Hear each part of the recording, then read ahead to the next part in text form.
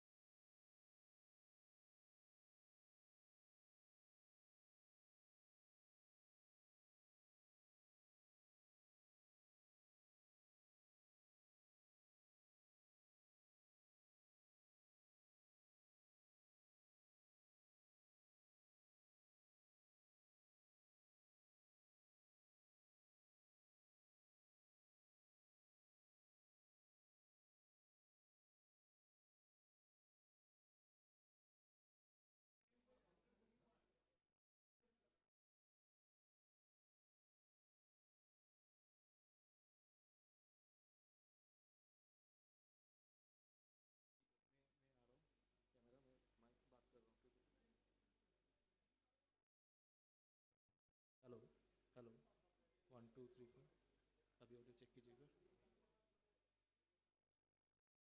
10 पे आवाज़ नहीं है ठीक है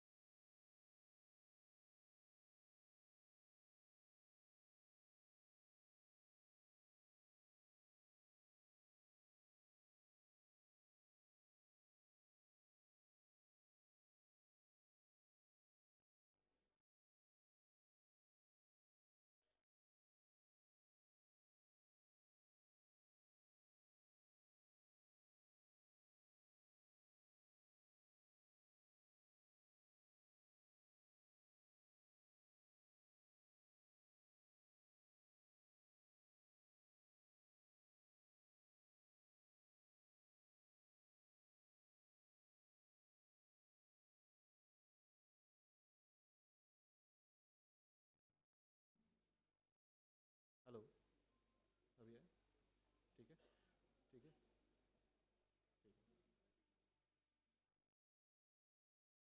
हेलो 1 2 3 4 5 6 7 8 9 10 ठीक है ओके अब मैं दूसरा माइक चेक करने जा रहा हूँ सामान सर एक बार उनको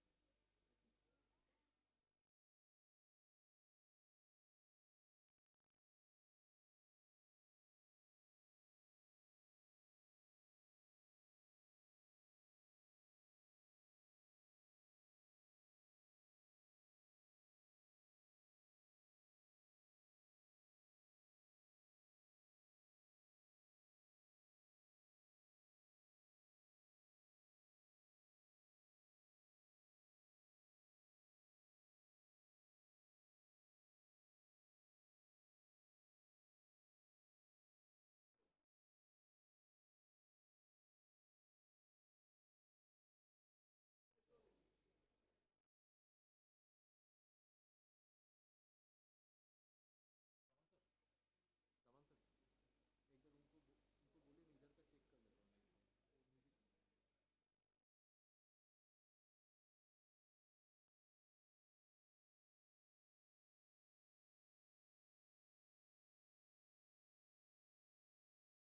से तो ऑडियो ठीक है इधर पे नहीं आ रहा है अभी हेलो अभी ठीक है ठीक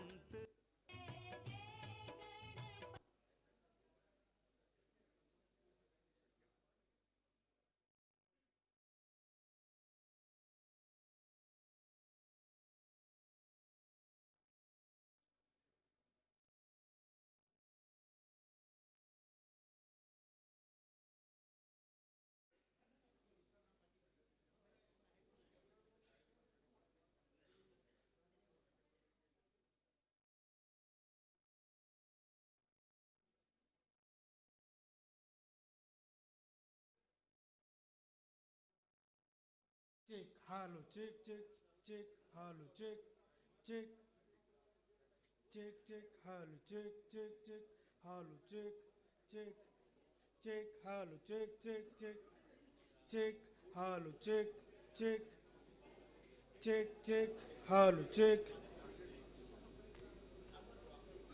hello, check, check, check, hello, check, check, check, hello, check, check, check, hello, check.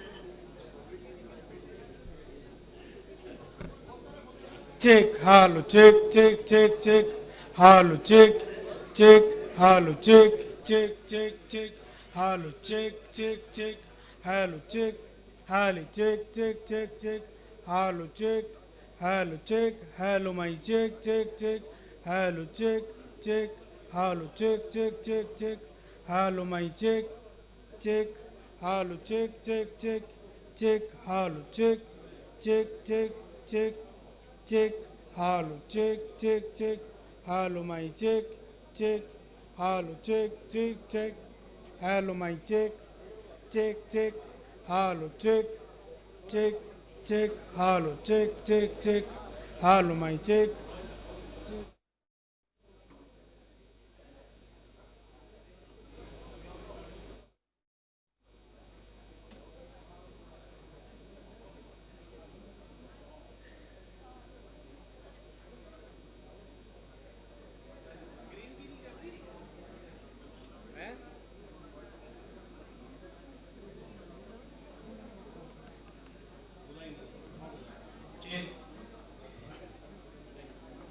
Check, check, hello, check, check, hello, check, check. Hello. Hello. Hello. Check, hello, check.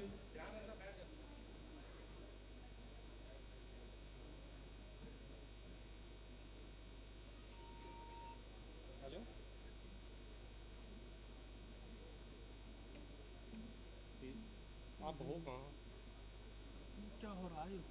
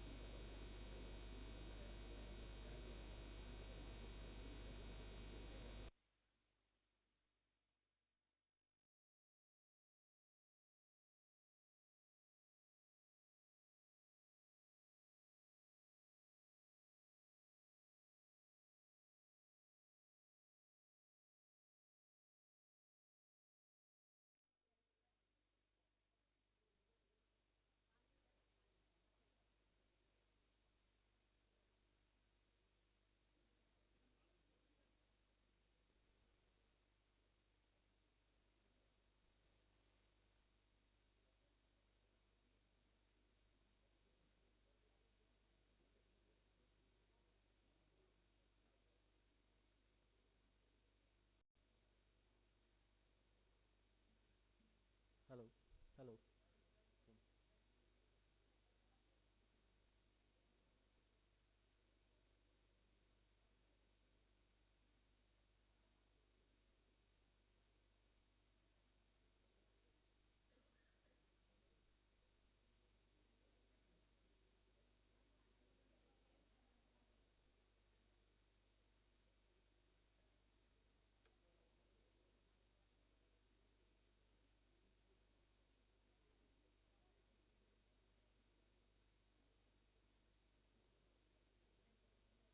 Hello, hello, hello,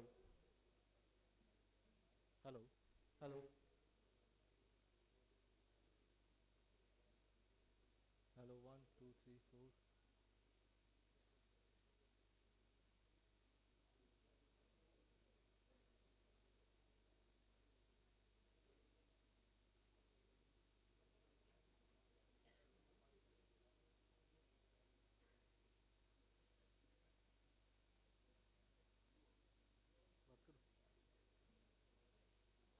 1 2 3 4 5 6.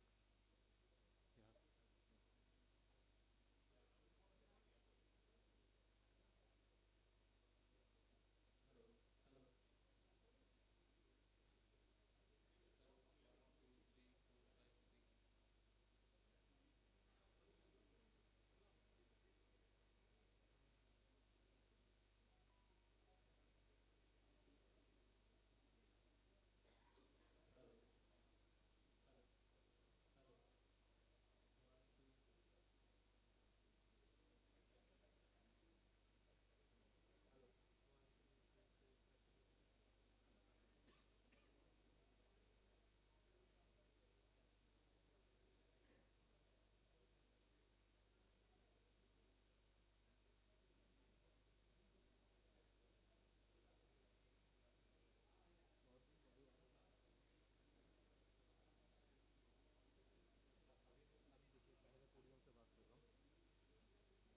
Hello hello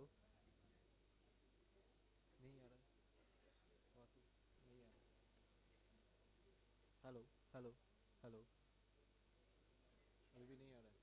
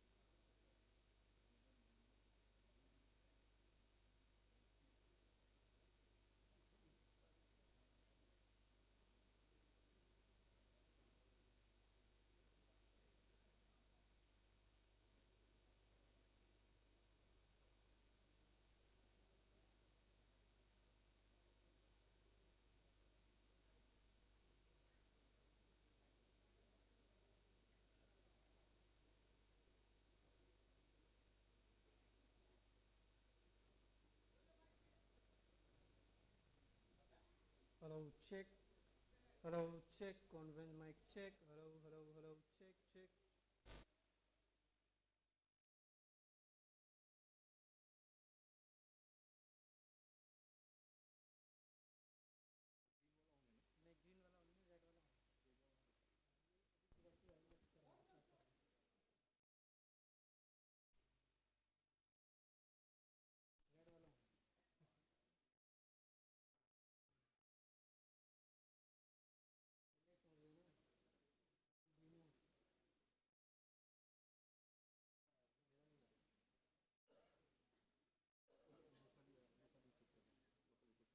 इसका ठीक है इसका ठीक नहीं है podium में hello वो ठीक है नहीं आ रहा है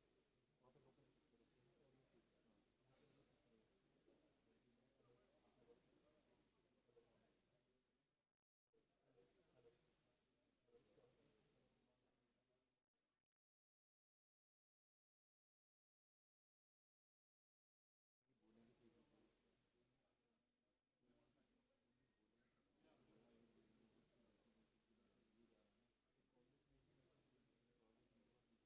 नीचे विज्ञान भवन वाले दे देंगे विज्ञान भवन वाले तो दे ही देंगे यहाँ से जा रहा यहाँ से जा रहा रिकॉर्डिंग रिकॉर्डिंग रिकॉर्डिंग रिकॉर्डिंग कर रहा है रिकॉर्डिंग ऑन कर दो चालू कर दो हो गया थोड़ा पहले कर लो अच्छा क्या बोलते सौरभ जी तो मैं बोल देता हूँ मैं बोल देता हूँ वैसे मैम हाँ इसकी जगह ना मैम इसकी जगह रिकॉर्डिंग लगा लेना अच्छा और एक मेरे के हाथ फोटो अगर आ रही हो तो ले लेना आ रही हो तो ले लेना इसकी सब हाँ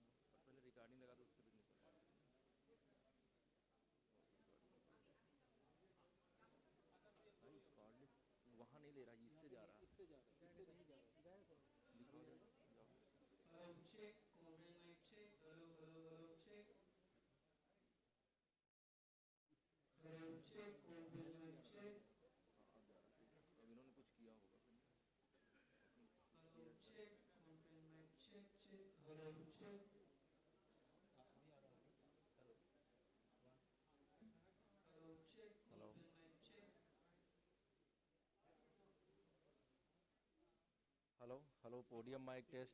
1, 2, 3. Hello. हाँ, ठीक.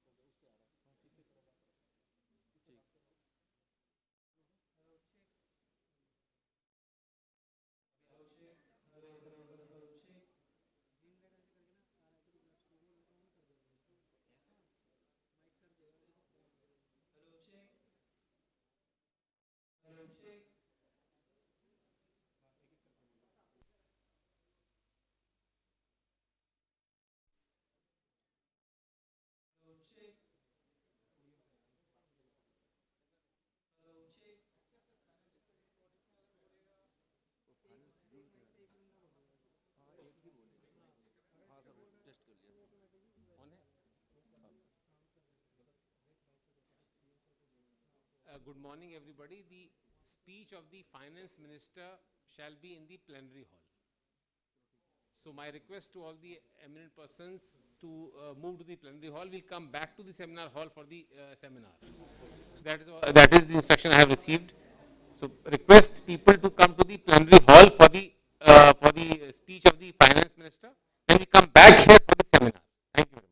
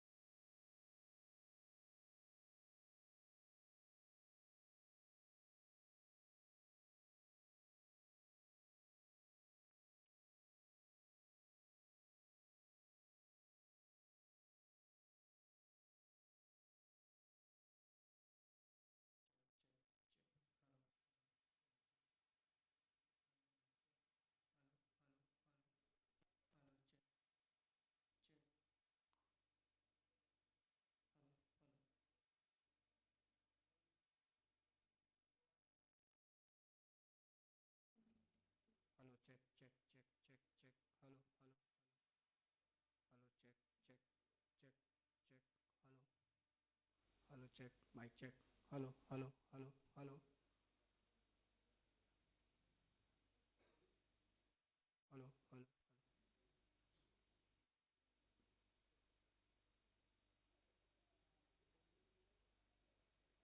Hello, hello, check, check, check.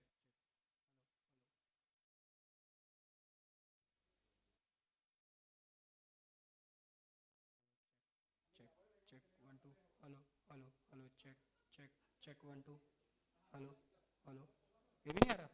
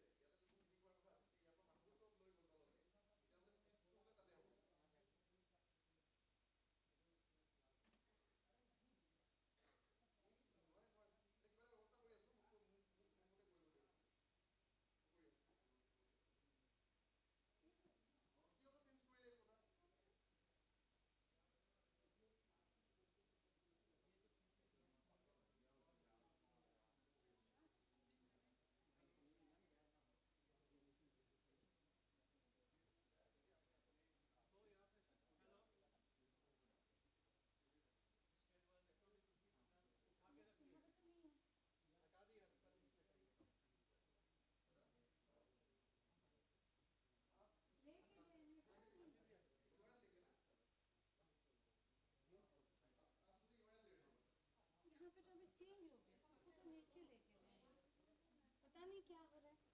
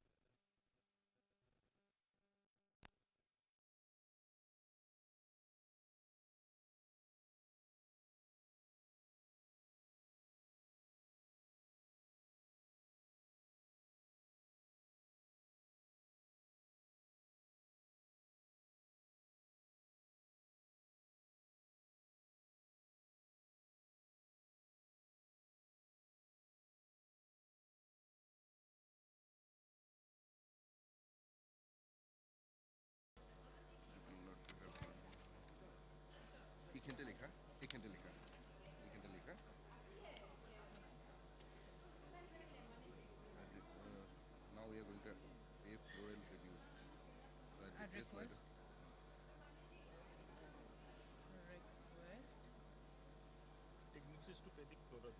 তুমি নিজৰ লেংগুৱেজত লিখা। I like to request. এইখিনিতে আহিব ন? হা সেইখিনি সেয়া অকল তেওঁৰ নামটো ক'ম? No, chief guest. And CM also will do.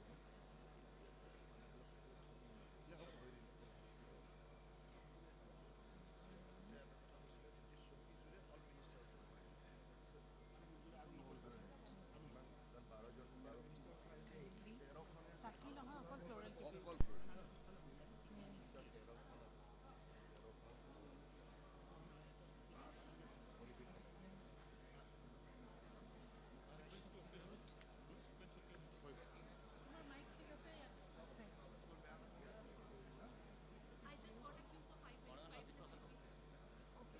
floral tribute. Floral tribute before the portrait of Lachit Barphukan. ঠিক আছে. Tribute on the portrait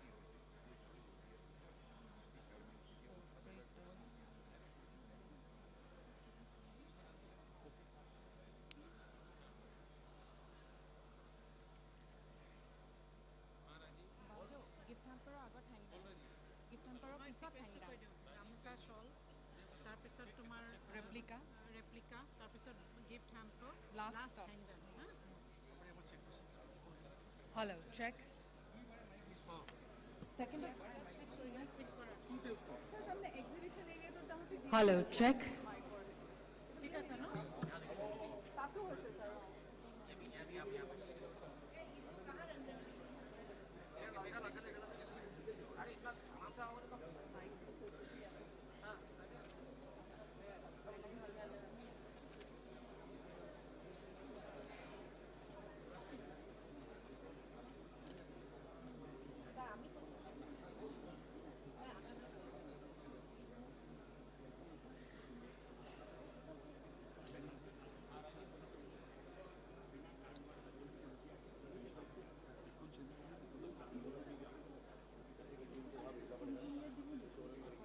backdrop change होगा ना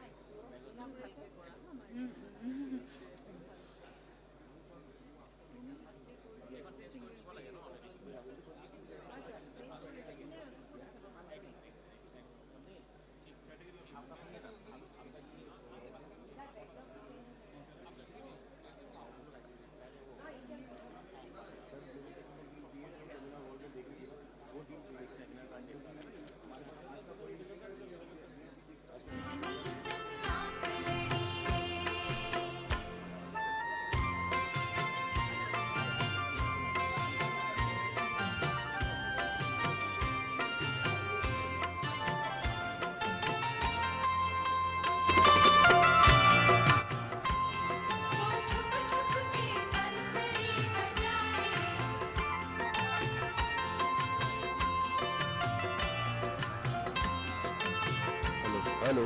Hello. Hello.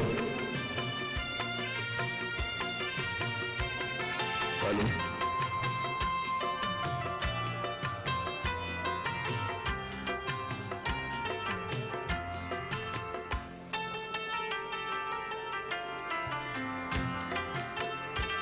Hello.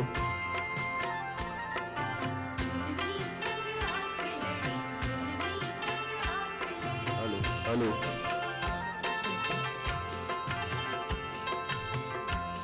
Hello.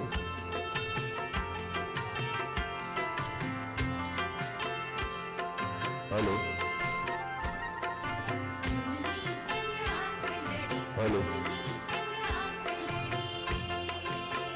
Hello. Hello.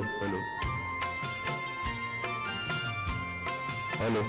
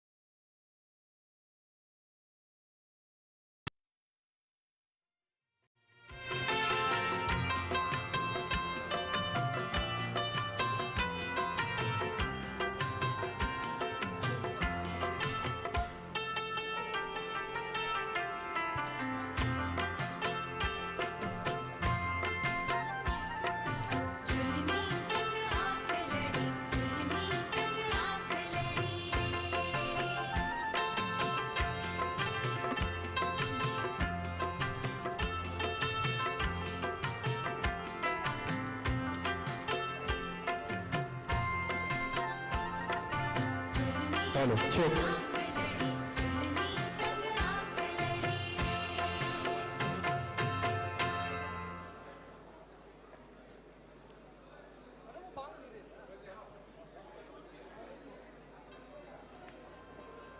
Cordless चाहिए क्या आपको ये zone का होगा क्या नाम है न्यूज़ वालों का होगा हमारा ये है output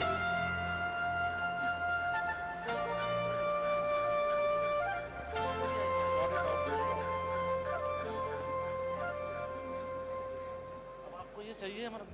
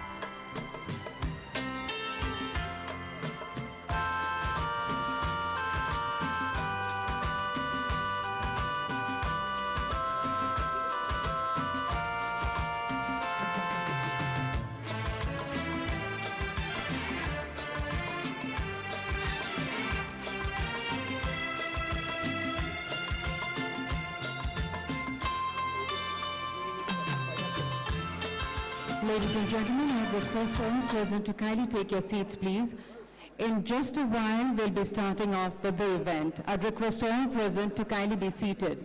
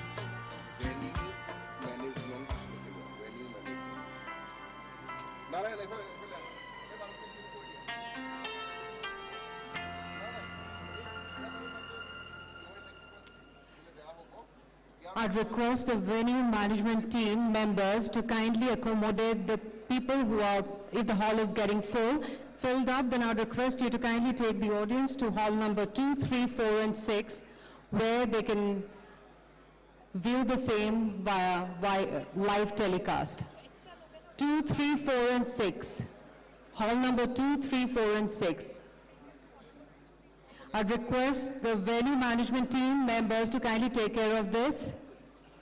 Jodi hall to bhori goise, moi apnalokok onurod korim team member hokolok অনুগ্ৰহ কৰি হল নম্বৰ 2, 3, 4 আৰু 6 লৈ আমাৰ অতিথিসকলক লৈ যাবলৈ তাতে তেওঁলোকে লাইভ টেলিকাষ্ট চাব পাৰিব। ধন্যবাদ।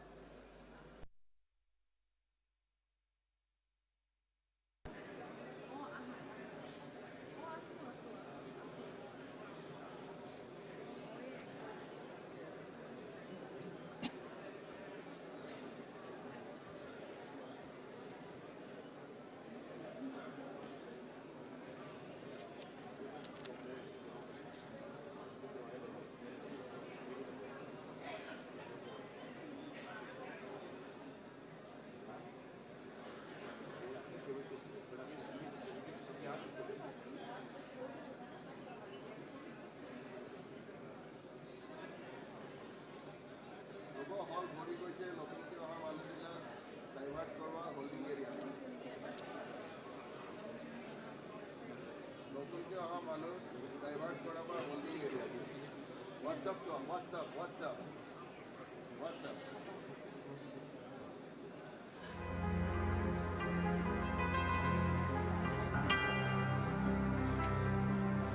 हेलो अरे मैडम एक ही तो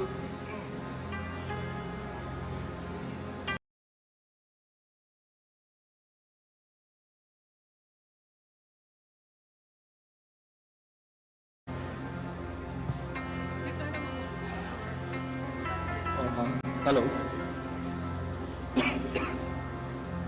ऑडियो क्लियर है hello hello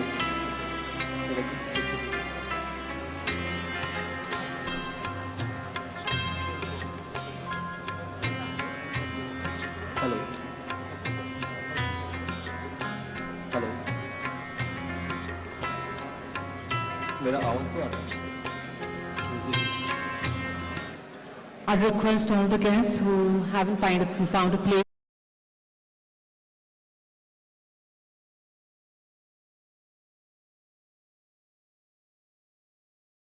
Thank you so much.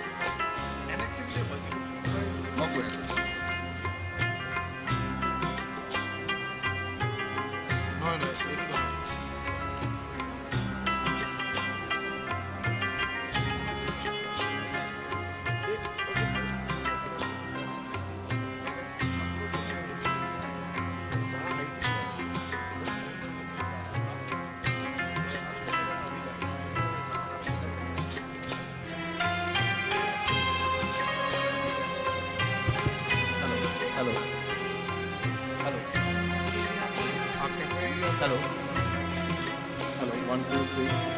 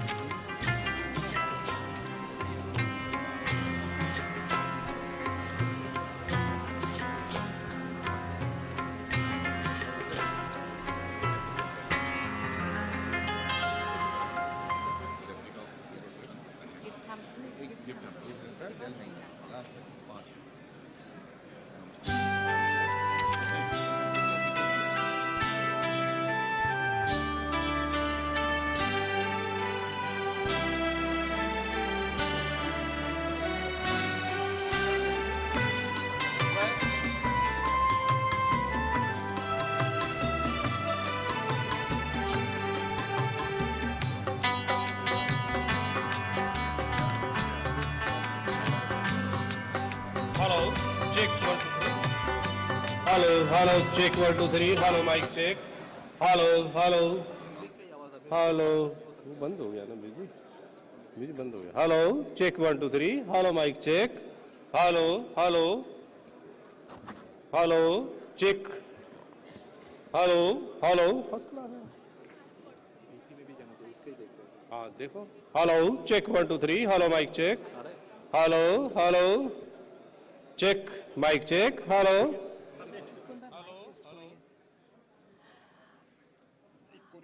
I would request all our esteemed guests to kindly take their seats. মই সকলোকে অনুৰোধ কৰিম নিজ নিজ আসনত যেন আপোনালোকে আসন গ্ৰহণ কৰে ধন্যবাদ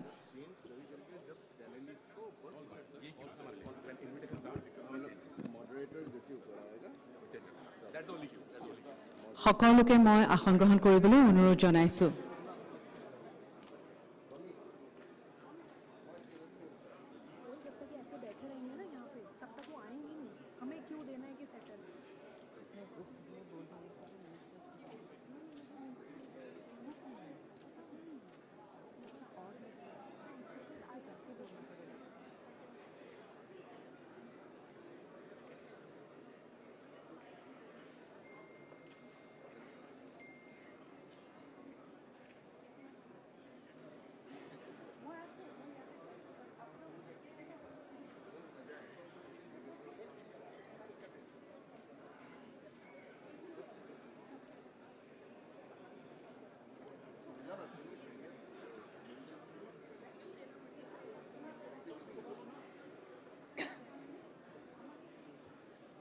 আমি কাৰ্যক্ৰমটো আৰম্ভ কৰিম সকলোৱে নিজৰ আসনটো গ্ৰহণ কৰাৰ কাৰণে বিনম্ৰভাৱে আগ্ৰহ কৰিছো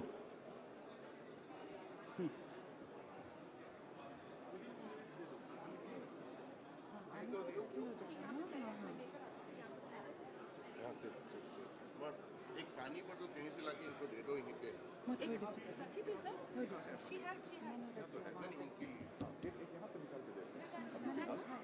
ऐसे को दुख देते रहे हम देते रहे thank you sir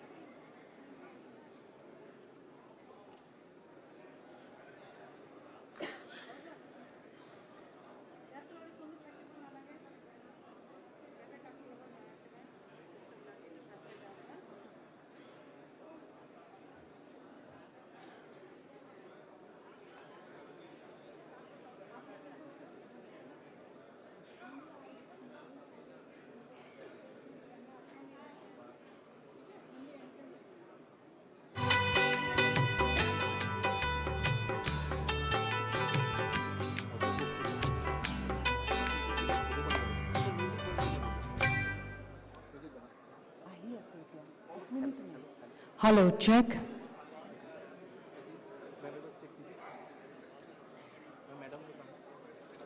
Hello, check.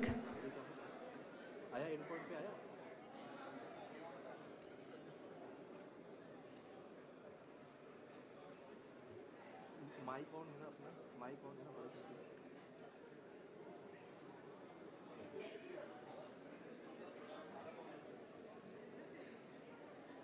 Bharat नीति से ऑन है मतलब ऑडियो नहीं आ रहा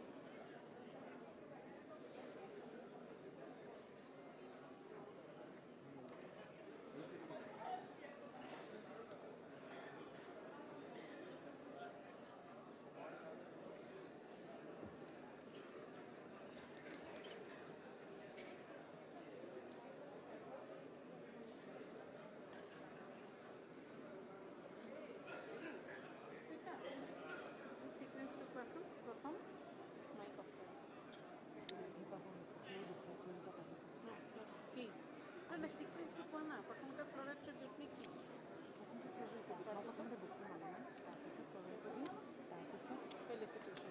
ফেলিচিটেশ্যন তাৰপিছত মোক অকল ফেলিচিটেশ্যনলৈকে লাগে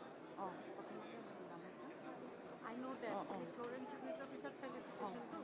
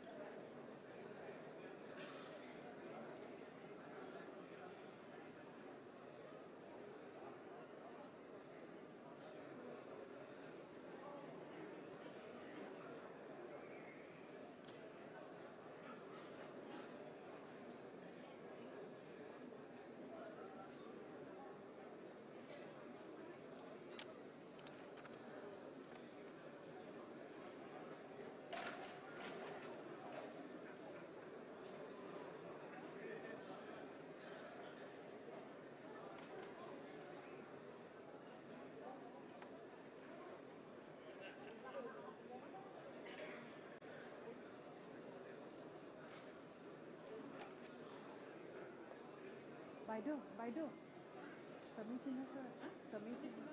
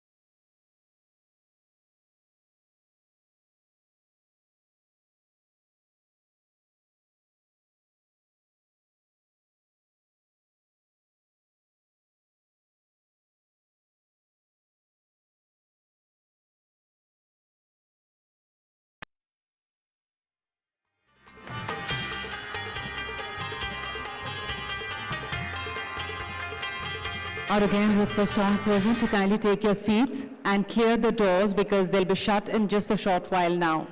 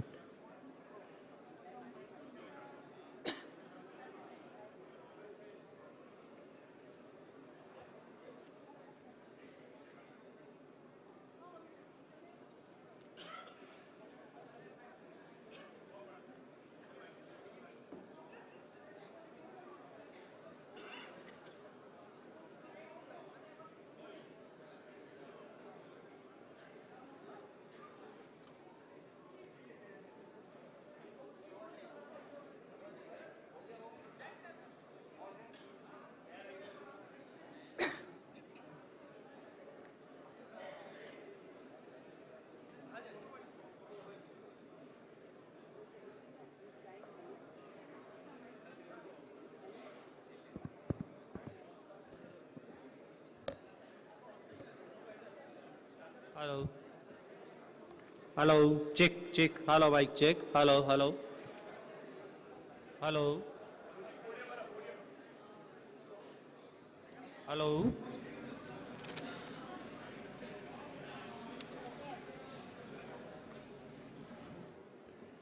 Hello, check 1, 2, 3. Hello, mic check. Check. Hello, hello. Mic check. Hello, hello.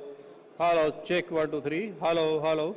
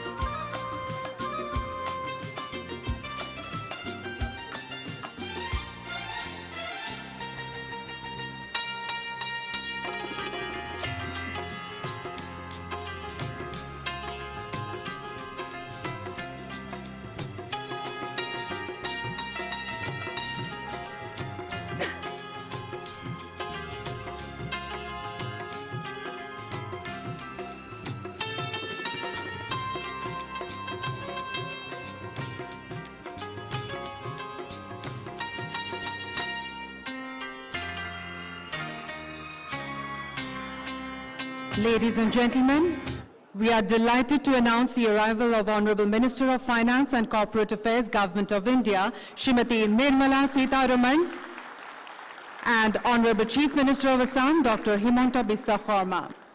I'd request you both to kindly take your seats on the dais.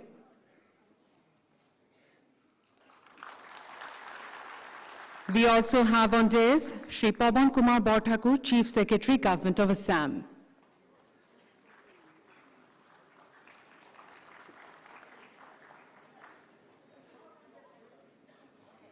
At the outset, we would like to extend our heartfelt gratitude to Srimati Nirmala Sitharaman, Honorable Minister of Finance and Corporate Affairs, Government of India, for inaugurating the two exhibitions being organized as part of the year-long commemoration of the 400th birth anniversary of the celebrated patriot, indefatigable warrior, and legendary Ahom general Lachit Barphukan. The year-long celebration was inaugurated on the 25th of February 2022 in Guwahati by the then Honorable President of India, Shri Ramnath Kovindji. Today is the first day of the closing ceremony of this celebration, and we are deeply honored to have you, ma'am, as our esteemed guest for the day's events. I would now like to request Srimati N. Sitharaman, ma'am, to kindly pay floral tribute on the portrait of Bir Lachit Barphukan. I would also request Honorable Chief Minister of Assam, Dr. Himanta Biswa Sarma, and Chief Secretary, Government of Assam, Shri Pawan Kumar Borthakur, to kindly join her.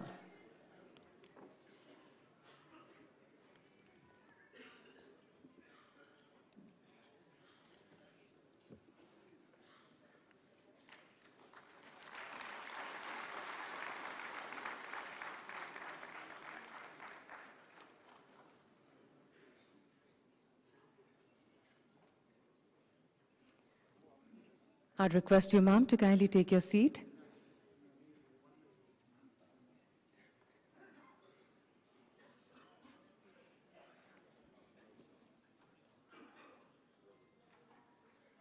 Thank you. I would now request Honorable Chief Minister of Assam, Dr. Himanta Biswa Sarma, to kindly felicitate Srimati Nirmala Sitharaman, Honorable Minister of Finance and Corporate Affairs, Government of India.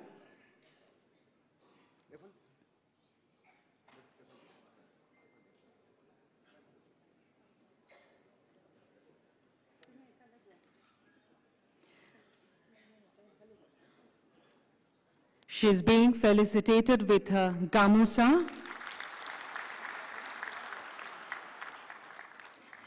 an airy shawl, a replica of Bir Lachit Barphukan, hangdang in hand, a gift hamper of assorted artifacts and produce from Assam,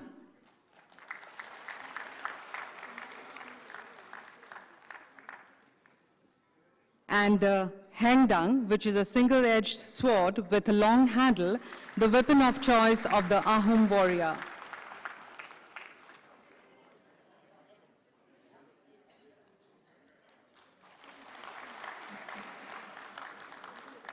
Thank you so much.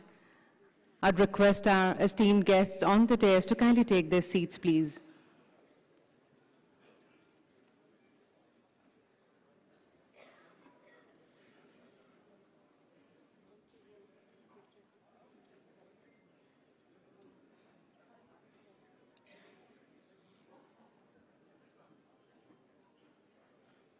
Thank you.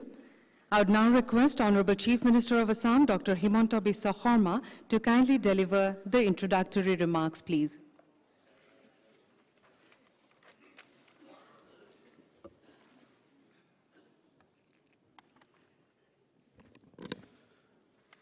Honorable Union Finance Minister of India, Srimati Nirmala Sitaraman, respected academician, dignitaries, ladies and gentlemen, Asomor পৰা অহা আমাৰ সকলোৰে সন্মানৰ সুধীবৃন্দ, যুৱক যুৱতী, বন্ধু বান্ধৱীসকল, সত্ৰাধিকাৰসকল, বিভিন্ন গণ্যমান্য ব্যক্তিসকল আৰু শ্ৰদ্ধাৰ অসমবাসী ৰাইজ. Today is a very significant day for all of us.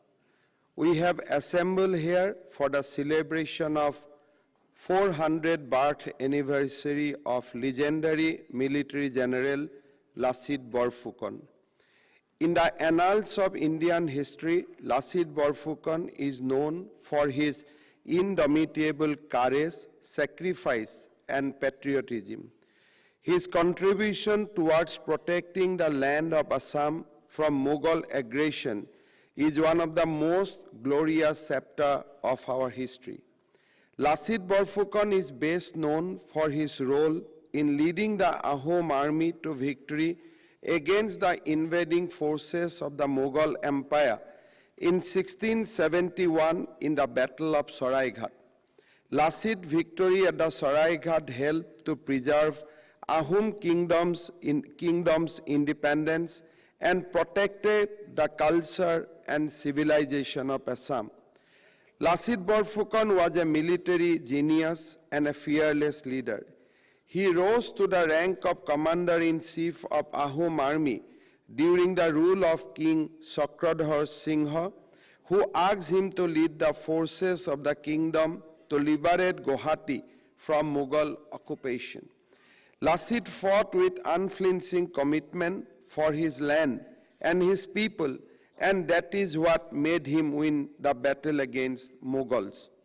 The Mughals planned to invade Assam, enter Southeast Asia through the Brahmaputra Valley, and spread Islam throughout the region.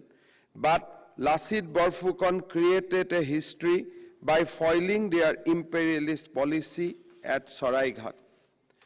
This year marks the 400th birth anniversary of the celebrated general. Therefore, to commemorate the great contribution of Lachit Barphukan and to showcase his glories to a wider audience, our government has organized a series of programs culminating in the grand events being held at New Delhi from today till 25th of November. As part of the celebration, a week-long program is being organized from November 18 with various events. We have also brought out a book on Lachit Barphukan and prepared a documentary on him. The government is implementing projects including a grand memorial at Lachit Barphukan's Moidam at Jorhat district in Assam and a war memorial at Alaboi near Guwahati. Besides, it is being planned to build a memorial building in the honor of Lachit Barphukan at National Police Academy, Hyderabad. We are organizing two very important panel discussions as part of this celebration. The topic for today's panel discussion is the Ahom Saga of Hope, Skill, and Courage. We will have another panel discussion tomorrow on ignored historiography of Assam's assertion. I am happy that experts from different walks of life have joined this discussion as panelists, which will be moderated by former Chief Secretary Assam Sri Jishnu Borua today. The period of Ahom rule is a glorious chapter in the history of Assam. Until Sorgodev Saolung Sukapha established the Ahom kingdom, the political system of the state had not taken an organized form. At the time of the advent of Ahoms, several tribes living in the region had their own system of governance. The Ahom rule included the entire valley under a strong political and administrative system for first time. The Ahom kingdom expanded enough to bring other ethnicity into its fold, which made the kingdom multi-ethnic and inclusive in its outlook. The Ahom kingdom maintained its sovereignty for nearly 600 years, having successfully resisted Mughal expansion in the northeast region of India. If the Ahom had not crushed the Mughal imperialist aggression at that time, the cultural map of Myanmar, including Assam and entire Southeast Asia, would have been different today. It is indeed an honor that Honorable Union Finance Minister Srimati Nirmala Sitharamanji is amidst us at the inaugural day of this celebration today. A few minutes ago, Honorable Srimati Sitharamanji inaugurated the exhibition that reflects the glory of Assam throughout the pages of history. Many artifacts from the State Museum have been brought here for display, apart from replica of some other items. Srimati Nirmala Sitharamanji is deeply committed for the development of our region. She has been always a great support for us at all the time, and her presence here at this historic occasion exemplify her love, affection, and dedication for the people of Assam and the Northeast. Madam, we are really thankful for your gracious presence here today. I do not wish to prolong my speech at this inaugural session of the panel discussion, as many experts are already present here. I would rather like to hear from them, and I am sure deliberation today will give us a better insight into the glorious history of Assam. I only want to add one simple liner. The Indian history recognizes Mughal Empire, but Indian history has failed to recognize the longest ruled kingdom of the South and Northeast. India was not about Mughal. India was about so many other kings who ruled the country with affection. But Indian history has ignored our heroes. Indian history has ignored Lachit Barphukan. Indian history has ignored the glorious Ahom dynasty so far. I hope and believe that this campaign of government of Assam and the people of Assam will put Ahom dynasty into its proper perspective. Indian history will recognize the glorious contribution of various kings, and Indian history will recognize that India had a better general and better kings than Aurangzeb. With these few words, once again thanking Honorable Srimati Nirmala Sitharamanji and you all, I bring an end to my words. Honmanor Ohomor Praha Otithi Hokol, Oha Tinidin, Ami Notun Dillir, এই বিজ্ঞান ভৱনত অসমৰ গৌৰৱময় বুৰঞ্জীক ৰোমন্থন কৰাৰ সুযোগ পাম। আজি ভাৰতৰ বিত্তমন্ত্ৰী নিৰ্মলা সীতাৰমণ ডাঙৰীয়ানী আমাৰ মাজত উপস্থিত আছে। তেখেতৰ বক্তব্যৰ পিছতেই আজি আমাৰ এখন পেনেল ডিসকাশন অনুষ্ঠিত হ'ব। গধূলি অসমৰ কৃষ্টি সংস্কৃতিৰ ওপৰত এখন সাংস্কৃতিক সন্ধিয়া অনুষ্ঠিত হ'ব, যিখন আইন মন্ত্ৰী কিৰণ ৰিজিজু ডাঙৰীয়াই শুভ উদ্বোধন কৰিব। অহাকালি ভাৰতৰ গৃহমন্ত্ৰী অমিত শাহ ডাঙৰীয়াই 4 বজাত এই ভৱনতে ভাৰতবাসীৰ বাবে অসমবাসীৰ হকে বক্তব্য আগবঢ়াব আৰু তাতেই আমি বীৰ লাচিত বৰফুকনৰ ওপৰত যুগুতোৱা ডকুমেণ্টাৰীখন আমি উদ্বোধন কৰিম। অহা 25 তাৰিখে আমাৰ বাবে অত্যন্ত সৌভাগ্য আৰু গৌৰৱৰ বিষয় যে ভাৰতৰ প্ৰধানমন্ত্ৰী নৰেন্দ্ৰ মোদী ডাঙৰীয়াই এই বৰ্ষজোৰা লাচিত দিৱস উদযাপনৰ সমাপন সমাৰোহত ভাগ ল'ব, লাচিত বৰফুকনৰ ওপৰত শ্ৰদ্ধাঞ্জলি জনাব আৰু অসমৰ বুৰঞ্জীৰ এক সোণালী অধ্যায়ক ৰাষ্ট্ৰ জীৱনৰ মাজলৈ কঢ়িয়াই লৈ আহিব। মই এই গোটেইকেইটা অনুষ্ঠানতে আপোনালোকৰ উপস্থিতি কামনা কৰিম। আমি যাতে নিৰ্ধাৰিত ধৰণে সকলোৱে এই 3 দিনীয়া অনুষ্ঠানত যোগদান কৰি আমাৰ অসমবাসীৰ প্ৰচেষ্টাক আমি যাতে এটা মহৎ মহিয়ান ৰূপ দিব পাৰোঁ, তাৰ বাবে আপোনালোকৰ সহযোগিতা কামনা কৰি মই মোৰ বক্তব্যৰ সামৰণি মাৰিছোঁ। ধন্যবাদ। জয় আই অসম, জয় Bharat. Thank you, sir, for your initiatives to make the legend of Lachit Barphukan widely known across the length and breadth of India and keeping his legacy real and relevant. I would now request Srimati Nirmala Sitharaman, Honorable Minister of Finance and Corporate Affairs, Government of India, to kindly deliver her valuable speech.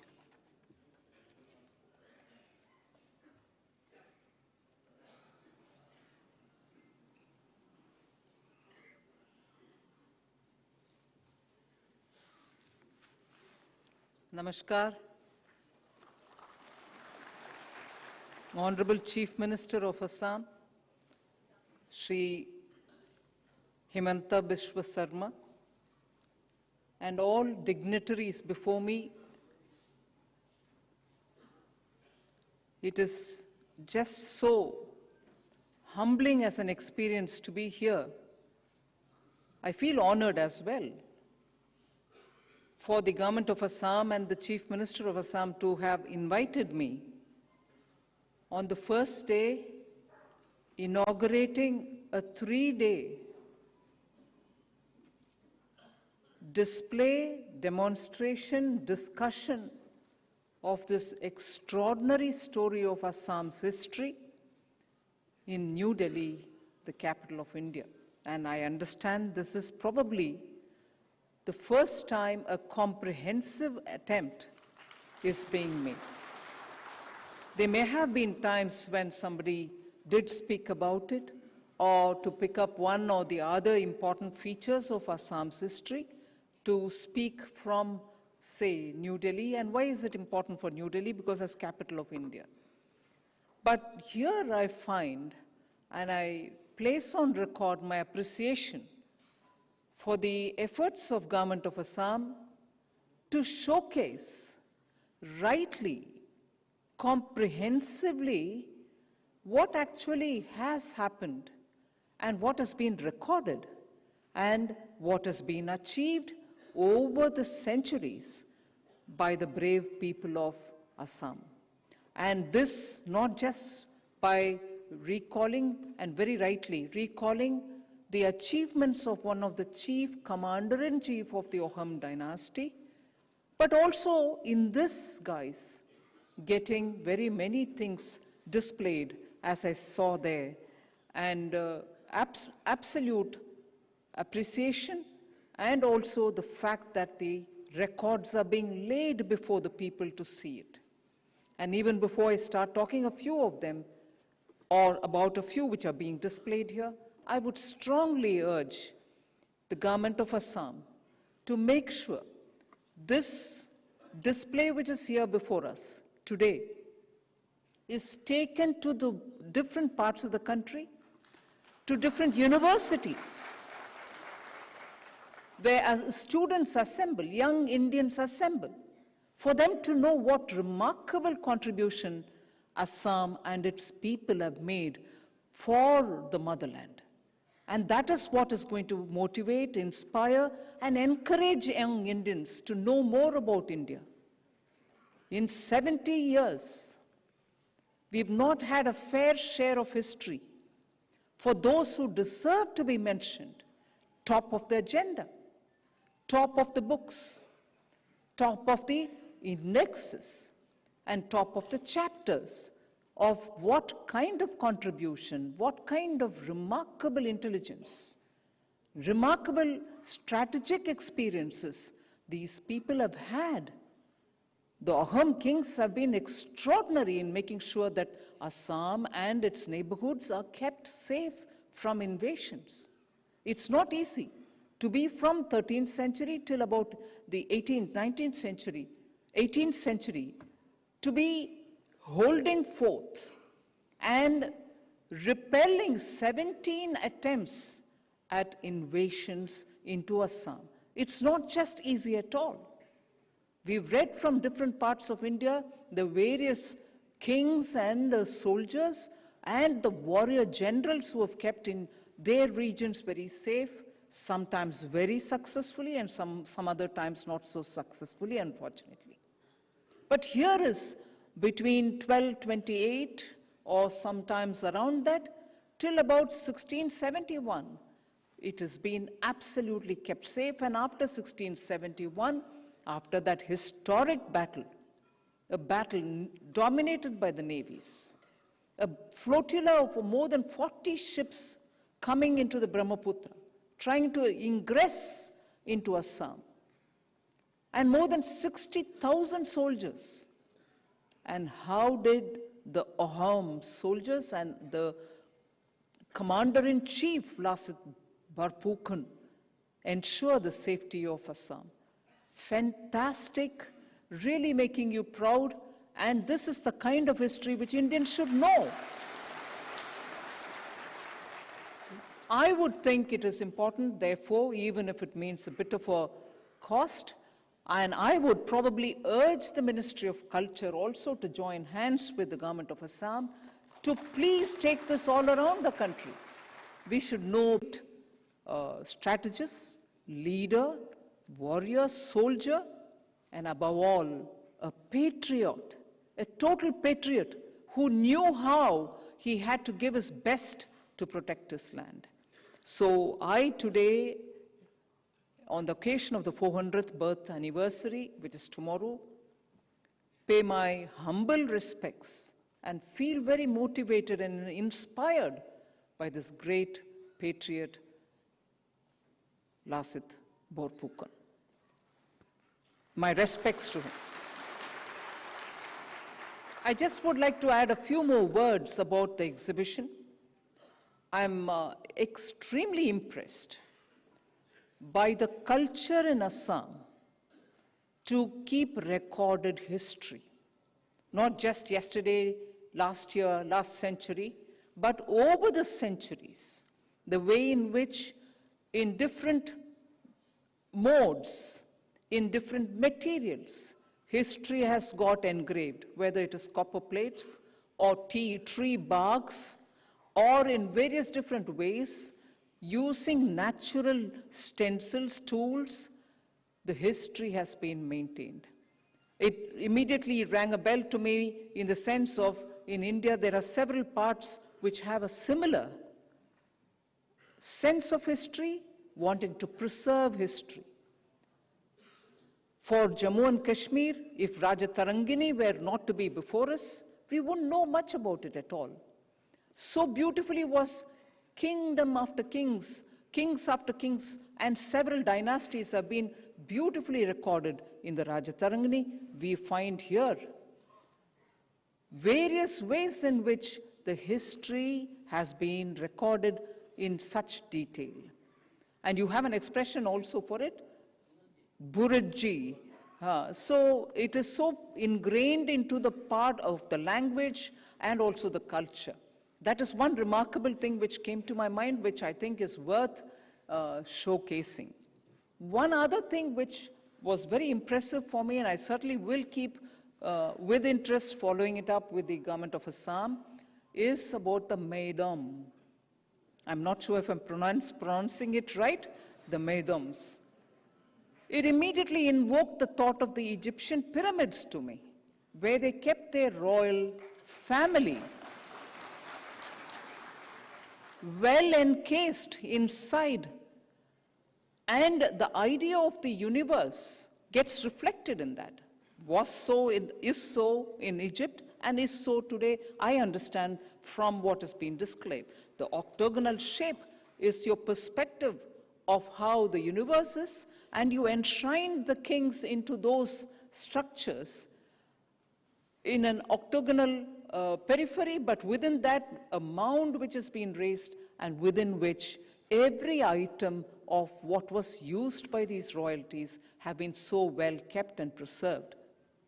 And it's a sad story, of course, that even they, during the wars, have got plundered, some of them. I hope that the government of Assam, as was mentioned by the Honorable Chief Minister, would pursue to preserve and protect the rest of the maidoms and ensure that they are showcased as well. And those things which have been kept inside are such wonderful pieces of history and the kind of quality of things which have been used by those royalties. I'm extremely happy that this effort has been made by the government of Assam. And one other point which came out from the presentation of the Honorable Chief Minister just a few minutes ago here is because of the way in which the Ahom dynasty has preserved Assam, it has also served as a wonderful threshold, and a threshold which protected the entire Southeast Asia from ruthless invasions. And when Honorable Prime Minister Modi talks about Northeast being the gateway, Assam being the gateway to the entire Southeast Asia, not just for trade, not just for commerce, now we understand even for strategic purposes and for the economy.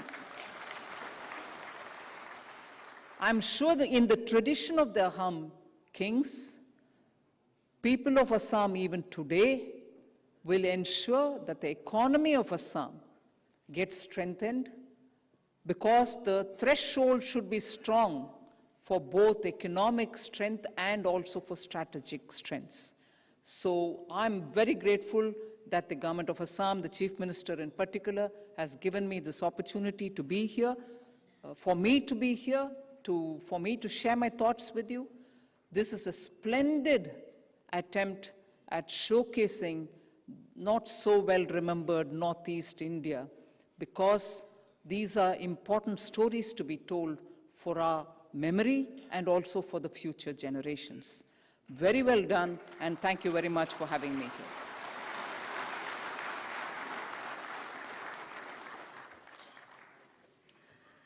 Thank you, ma'am, for your kind words. We are obliged to Honorable Minister of Finance and Corporate Affairs, Government of India, Srimati Nirmala Sitharaman, for being extremely considerate in taking out time from her busy schedule to grace today's event. We'd also like to thank Honorable Chief Minister of Assam, Dr. Himanta Biswa Sarma, Chief Secretary, Government of Assam, Shri Pawan Kumar Borthakur, invited dignitaries, and all guests for being a part of this event. We would also like to express our gratitude to the members of the media and all those who have worked tirelessly to make this event a grand success. Ladies and gentlemen, in just a short while, we will have the panel discussion. I'd request honorable guests on the dais to kindly take their seats with the audience.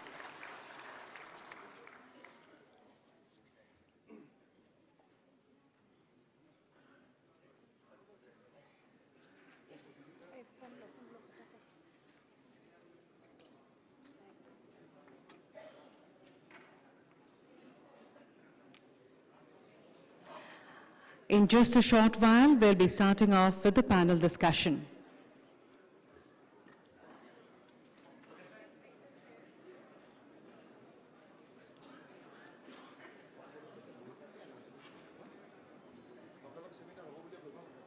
ক্ষন্তেক পিছতে আমি পৰৱৰ্তী কাৰ্যসূচীলৈ আগবাঢ়িম। সকলোকে অনুগ্ৰহ কৰি বহি থাকিবলৈ অনুৰোধ জনাইছো। I would request all present to kindly be seated, please. In just a short while, we'll be starting with the panel discussion.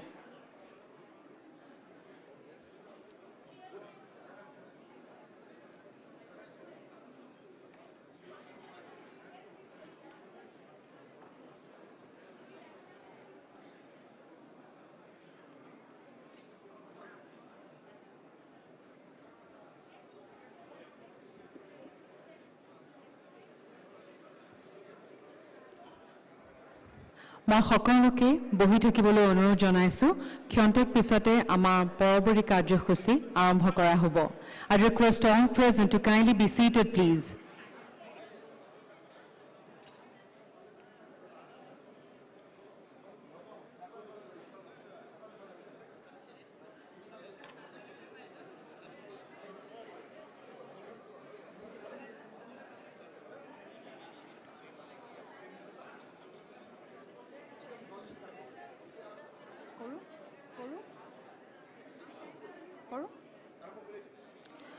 Ladies and gentlemen, the topic of the panel discussion about to follow is the Ahom Saga of Hope, Skills and Courage.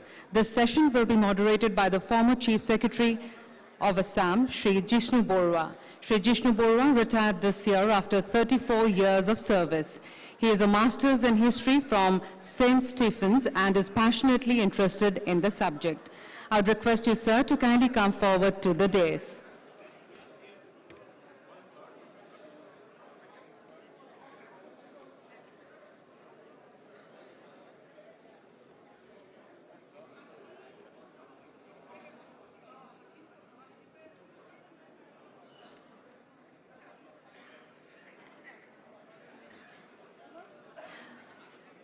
I would request the moderator of this panel discussion, former Chief Secretary, Government of Assam, Shri Jishnu Borua, to kindly come forward and come forward to the dais, please.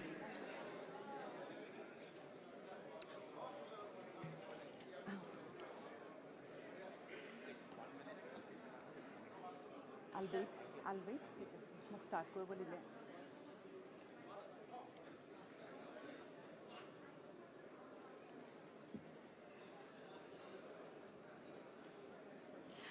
I'd request all present to kindly be seated. সকলোকে বহিবলৈ অনুৰোধ জনাইছো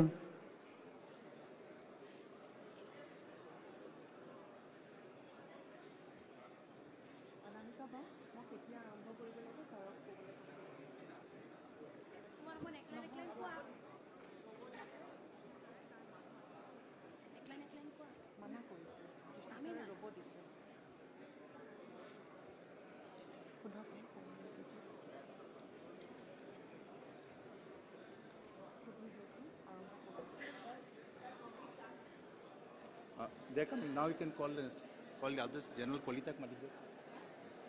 Mr. Prakash Singh, General.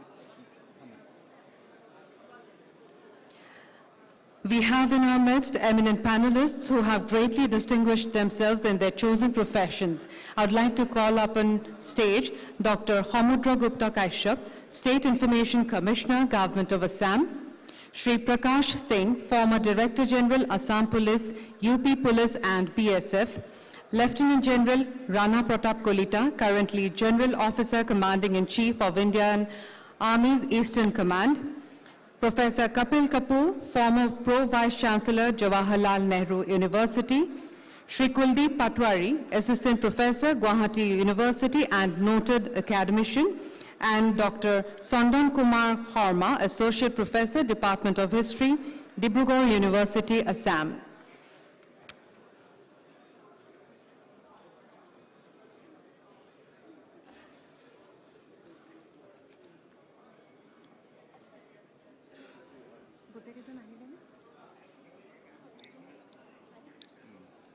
Yes, I think must have gone to bed.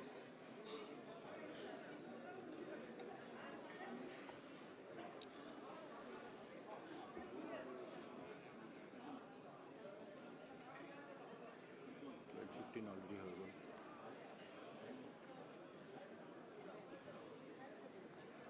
Thank you.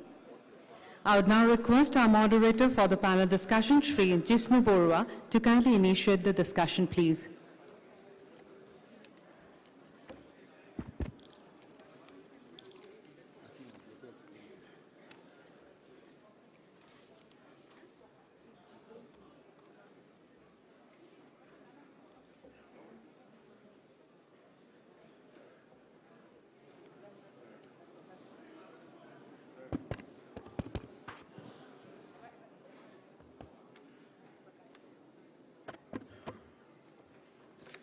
I request Shri Prakash Singh, former Director General, Assam Police, UP Police and BSF, to kindly come to the dais, please. Shri Prakash Singh.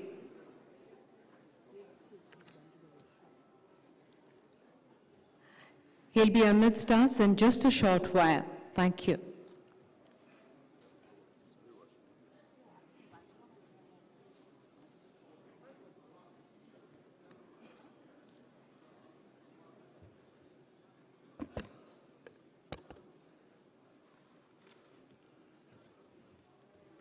Distinguished guests, dear panelists, on the occasion of the 400th birth anniversary celebration of Lachit Barphukan, Assam's icon of patriotism and courage, two panel discussions are being held today and tomorrow.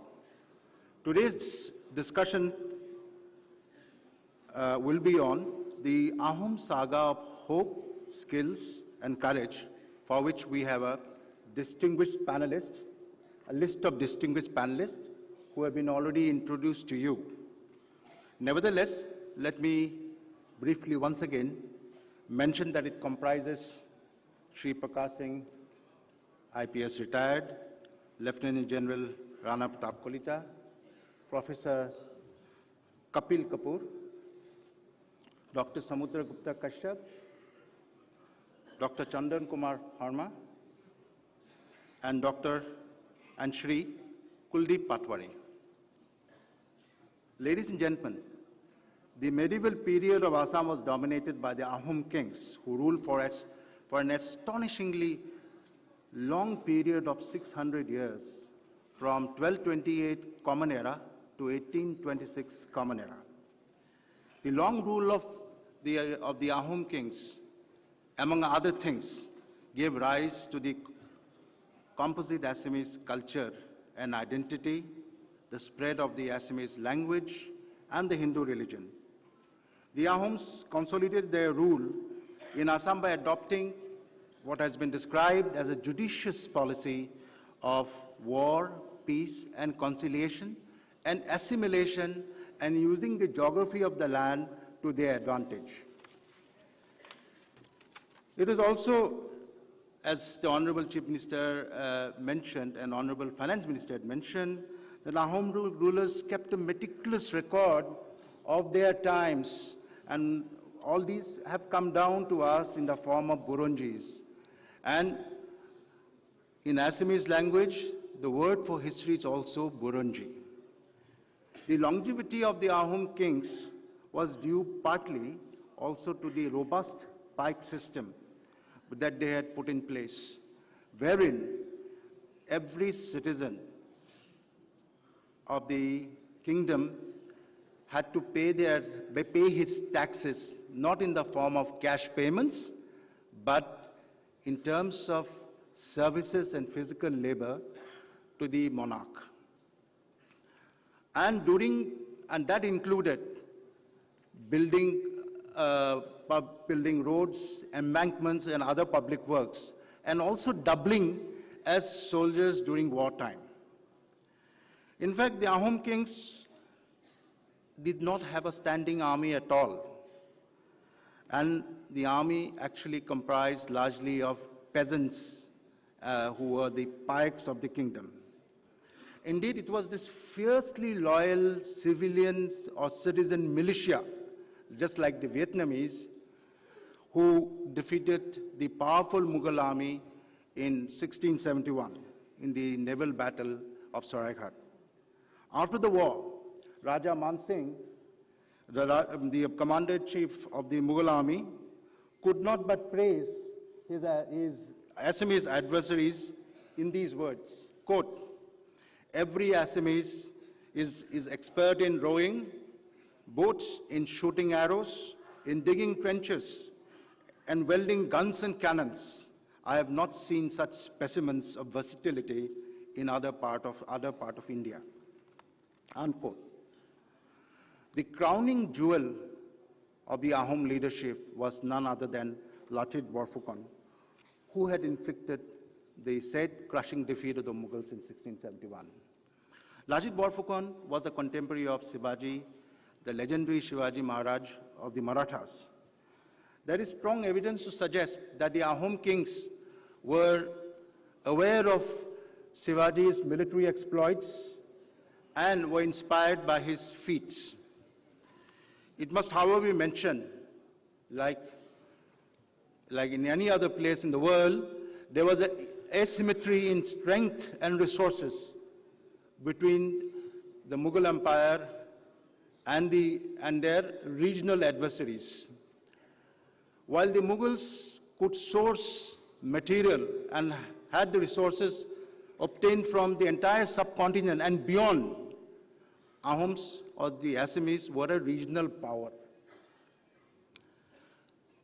Ladies and gentlemen, Lachit's name has been etched in public memory as a military leader of extraordinary caliber.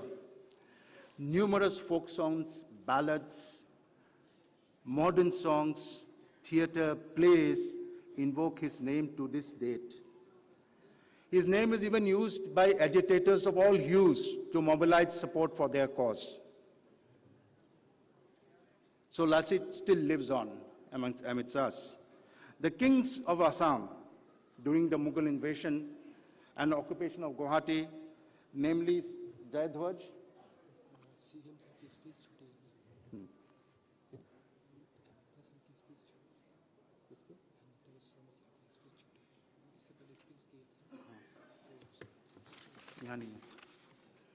the kings of Assam during the Mughal invasion and occupation of Guwahati, namely Jayadhwaj, Chandradhwaj, and Udayaditya, were never reconciled to even temporary loss of territory and the humiliation that they had suffered at the hands of the Mughals. They all had a very strong sense of pride and self-respect, and they worked unremittingly for the expulsion of the Mughal invaders. King Jayadhwaj, even King Jayadhwaj, who had to agree to the humiliating terms of the Treaty of Giladhari, where he had to deliver his only daughter, Ramani Gabhoru, or alias Rahmat Banu Begum, to the Mughal harem, never lost hope. And he, in fact, immediately started preparing for his long drawn-out conflict against the Mughals after signing this treaty. During the events leading to the war with Mughals, the Assamese took recourse to dilatory tactics by buying time and by keeping an outward appearance of friendship and civility and engaging in tactful but meaningless negotiations and diplomacy with the Mughals. And while doing this, they were always preparing for the wars, for the eventual war with the Mughals, which included building of ramparts, constructing forts, training pikes to become proper soldiers, building up the armory, and collecting the rice stalks. During the conflict with the Mughals, between the major penultimate one, the last one came in 1682, in the penultimate period of conflict between 1661 and 1671, it was Lachit's brilliant and courageous military leadership which came to the fore. After taking possession of Guwahati in 1667, Lachit focused his attention on building the defenses and fortifications around Guwahati, where the hilly terrain was suitable for fighting a defensive war. An impregnable ring of fortification was created around Guwahati, where the river Brahmaputra is at its narrowest, which rendered the invading naval flotilla from the Mughals impossible to operate freely. Above all, Guwahati was a place that the Assamese could fight as if they were fighting from their own homes, which is said by none other than Lachit Barphukan himself. And finally, Lachit played a waiting game, and it was the Mughals who had to launch a massive naval attack in March 1671. The Mughals actually wanted to exploit the openings that was created in Andharu, Bali, that is the sandbars between the Kamakhya Hill or Nilachal Hills and Sukreshwar Hill or the Itakoli area where the old DC bungalow is located, to land their renowned cavalry, the renowned Rajput cavalry, one that was used to devastating effect in the Battle of Alaboy, where the Ahoms had to face a defeat. The naval battle of Saraighat, when it began, was going well for the Mughals initially. And the Assamese were fleeing in the reverse direction. They were going to upstream.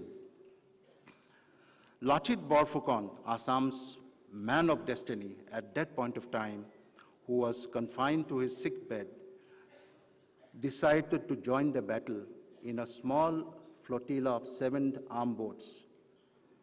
Having boarded his boat, he launched headlong into the Mughals, and with such fury, the Mughals themselves were terribly surprised. Seeing Lachit himself in the thick of action, the retreating Ahoms also took heart and turned their boats towards the Mughal and attacked them furiously. The battle was fought within a small triangle comprising Ashwakranta Temple in the north, on the north bank, Sukreshwar Hill in the south bank, on the south bank, and on the other side was the Itakoli Hill. The result was a total defeat of the Mughals. And in the picturesque words of Dr. S.K. Bhuya, the battle zone was soon littered with boats and men struggling to escape drowning. Thus ended the Battle of Saraighat of 1671, for which Lachit Barphukan's name will remain forever etched in local memory. Having said this, I'm sure there is this question of Lachit's inheritance and his legacy to us, not only in Assam, but of India in general. I'm sure the learned panelists will have something to say and spell out at some point during the interventions. With these few words, I complete my introductory remarks, and we now move on to the first speaker today, which I will announce from the stage.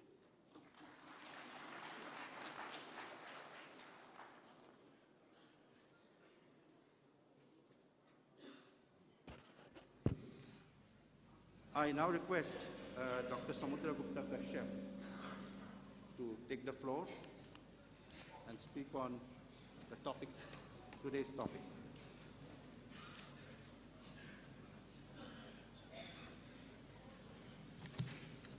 Honorable Chair and my co-panelists and the esteemed audience in this hallowed Vigyan Bhavan auditorium. At the very outset, I extend my greetings to all of you on the occasion of the 400th birth anniversary of Lachit Barphukan. As the general topic of this panel discussion is the Ahom Saga of hope, skills, and courage, I'd like to take you back slightly to about 1206, when the first invasion of Assam from the west took place. It was in 1202 or 1203 that the slave dynasty was established in Delhi, and within 2 years, Qutbuddin Aibak had dispatched his general, Ikhtiyar Uddin Bakhtiyar Khalji, for an expedition to the east of Delhi. He occupied one after the other Prayag, Kannauj, Abad, Benares, small kingdoms of Bihar and Bengal, and then knocked on the doors of the then Kamrup king, Maharaja Prithu or Vishwa Sundar Dev. Maharaja Prithu initially refused to fight. He said, "We do not fight our neighbors." By that time, Khalji had become a neighbor by occupying Bengal. But within less than a year, a battle took place, and about 1 lakh soldiers of the first Muslim invader of Assam had literally evaporated, disappeared, and melted on the banks of the Brahmaputra. And Bakhtiar Khalji managed to somehow reach back to Bengal and died within a few weeks of embarrassment, defeat, and disgust. That was the first attack on Assam by a Muslim invader from the west, and also the first victory registered. Since then, we had a series of attacks from the west. The Mughals had not arrived in India at that time. The Ahoms had not arrived in Assam at that time. And we have a list of great heroes from Assam, from the Brahmaputra Valley, and from, in the later period, from the three glorious Assamese kingdoms, which extended from the Dikorai on the east to the Korotua on the west, the Ahom kingdom, the Kamrup kingdom, and the Koch kingdom. And the list, I'll just read out a list of these great heroes who had mostly defeated the Muslim invaders from the west. Kamrup king Handhya had defeated Tughlil Khan in 1257. Durlabh Narayan had defeated Sultan Tughlaq in 1333. Indra Narayan had defeated Sikandar Shah in 1356 to 62. Then for the first time, the Ahoms allied with the Kamata king, and the Kamata Ahom alliance defeated Ghiyasuddin in 1405. Chakradhwaj, a Kamrup king, defeated Barbak and Ghazi between 1456 and 79. Nilambar, another king of Guwahati, he fought bravely. He lost that battle to Sultan Alauddin Hussain Shah in 1498. And it was at that around 1533 that the Ahom army came directly face to face with the then Muslim rulers. The Mughals had not arrived in Bengal in 1533, and it was led directly by Suhungmung, who chased the invaders out of Bengal, out of Kamrup, out of Kamata, and beyond the Korotua, and his soldiers washed their hangdowns on the water of the Korotua, and it has been written by historians as such, I quote, "As the Ahom soldiers washed their swords in the waters of the Korotua, the black uniforms and the terrible appearance of the Ahom soldiers so petrified the Bengal Sultan that he immediately offered a peace proposal by offering a few parganas covering Rangpur and Maimansingh to Suhungmung." So that was the first direct encounter of the Ahoms against the Muslim invaders at the time. The next great hero who fought the Muslim invaders from the west was Silarai, the great Koch king, who fought Sulaiman Karani. Of course, he was trapped and he was almost killed, but then he came out of it by his typical military acumen. And the first Mughal invasion of Assam literally began in 1613 with Parikshit, the king of Kamrup, taking on the first Mughal invasion. Around that time, another great brave local warrior called Honaton, he was from the north of Kamrup, who was described by Muslim chroniclers as the mouthpiece of the people of Assam, who fought and ousted the local Muslim chieftains who had established their rule over parts of Kamrup. Mention must also be made of 18 local chiefs of Dokhin Kul, starting from Dimorua in the east, Dimorua, Honapur, Rani, Beltola, and going west up to Koraibari, which is now on the border of Assam and Bangladesh in the South Salmara district. And these 18 chiefs fought valiantly. There were amazing battles at Rani, at Gorol, at Amjonga, at Soigao, at Soyani, at Rongjuli, and other places. And the series of battles that were fought by the 18 chiefs of, all the names are not available. I have the names with me. I have documented them. This was between 1615 and 1617. And at that time, around that time, the Ahoms entered into the fray by initially supporting the local chiefs of Kamrup, particularly Dokhin Kul rulers, and then extending support to Boli Narayan, the king of Kamrup, and then to Madhusudan in 1618. There are several other heroes who had fought ahead of Lachit Barphukan. Mention must be made of Madhusudan of Kamrup again in 1618. He was described by the Muslim chroniclers as the most unyielding fighter of Assam. Poruhuram, another great hero who fought in 1618. There's a very typical character called Sumaruet Kayat. He was a great organizer of this Dokhingul part of Assam, of Kamrup and Goalpara. He was one of the most dreaded local heroes, most dreaded by the Muslim invaders. Jodu Nayak is another great hero, a gallant fighter. 1617, the Assam army directly comes face to face with the invaders and the Mughals, and that was Susengpha comes in first. Susengpha comes out to help Boli Narayan of Kamrup because they had a matrimonial relationship between Kamrup and the Assam royalty at that time was established, followed by the entry of the great Momai Tamali Borborua in 1638. The first of the 44 Borboruas, the Borbora was an equivalent to a chief secretary and a cabinet secretary and a chief justice. But as the chairman chair of this session had said, that Assam didn't have a regular army, and everyone, right from the Bhokot to the king, had to rise to the occasion when there was a call for saving the country.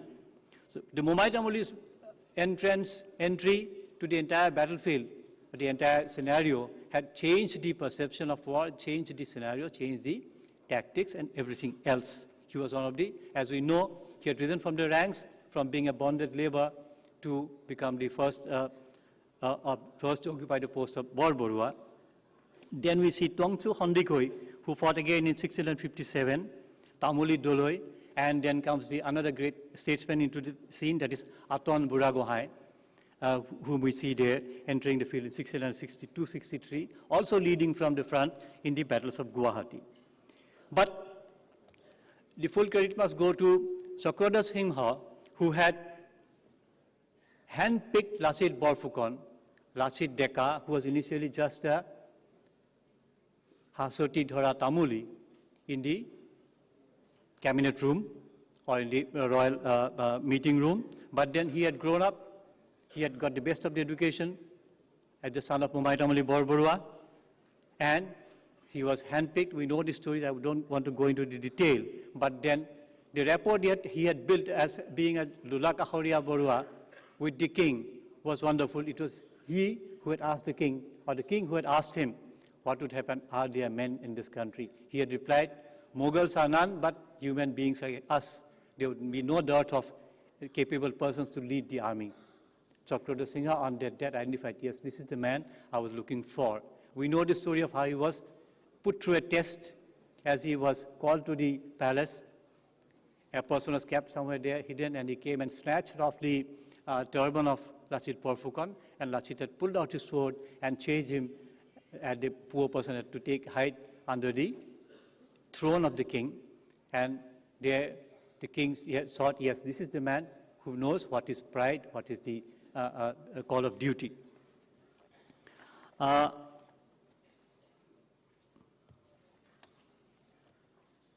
If you look at Lachit Barphukan from the perspective of hope, skills, and courage, we see in him a great leader. We see in Lachit Barphukan a great organizer. We see in him a great military strategist. We see in him a great trainer. We see in him a great statesman. We see in him a person totally committed to the protection of the land. There were times, there was one Burunjis have quoted him as saying that when he had passed orders that no one would be spared if there is any dereliction of duty while preparations are on. He said, I will chop off your head first, and only then you will get an opportunity to appeal before the king. That was the kind of trust he had enjoyed from the king, and that was the trust he had entrusted upon his officers and soldiers. It was he who had individually gone to each of the camps of each of the palis. Every unit, every small company was called a pali in the Assam mechanism, and ensured that everyone was prepared and everyone was fit. The most wonderful thing is that the preparation for protection of Guwahati, a series of gorges, series of ramparts were built around Guwahati, and on the plains, a soldier was kept at around 6 yards from 9 yards from each other, and in the hillocks and in the jungles, 6 yards apart. And each contingent had a group of 40 to 100 Sorbasa or crack teams of commandos who would go to any extent to win the situation. The mantra that was given by Lachit Barphukan was amazing. He says that there will be no looking back. I'm suffering. And if you look at it, look at his personality. He was described.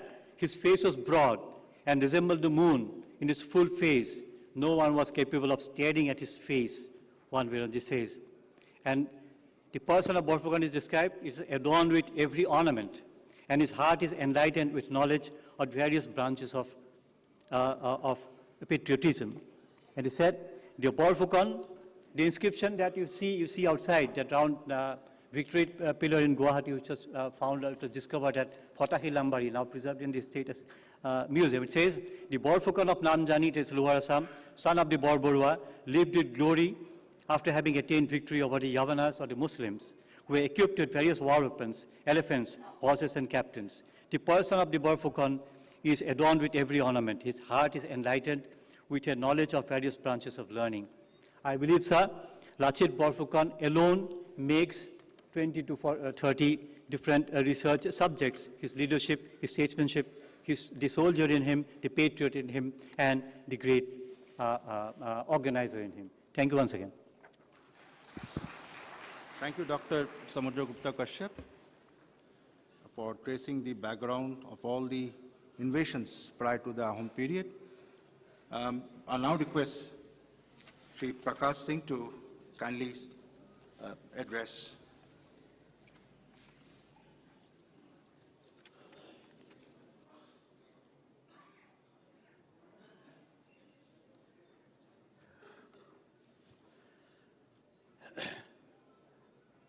Mr. Jishnu Barua, distinguished panelists, ladies and gentlemen.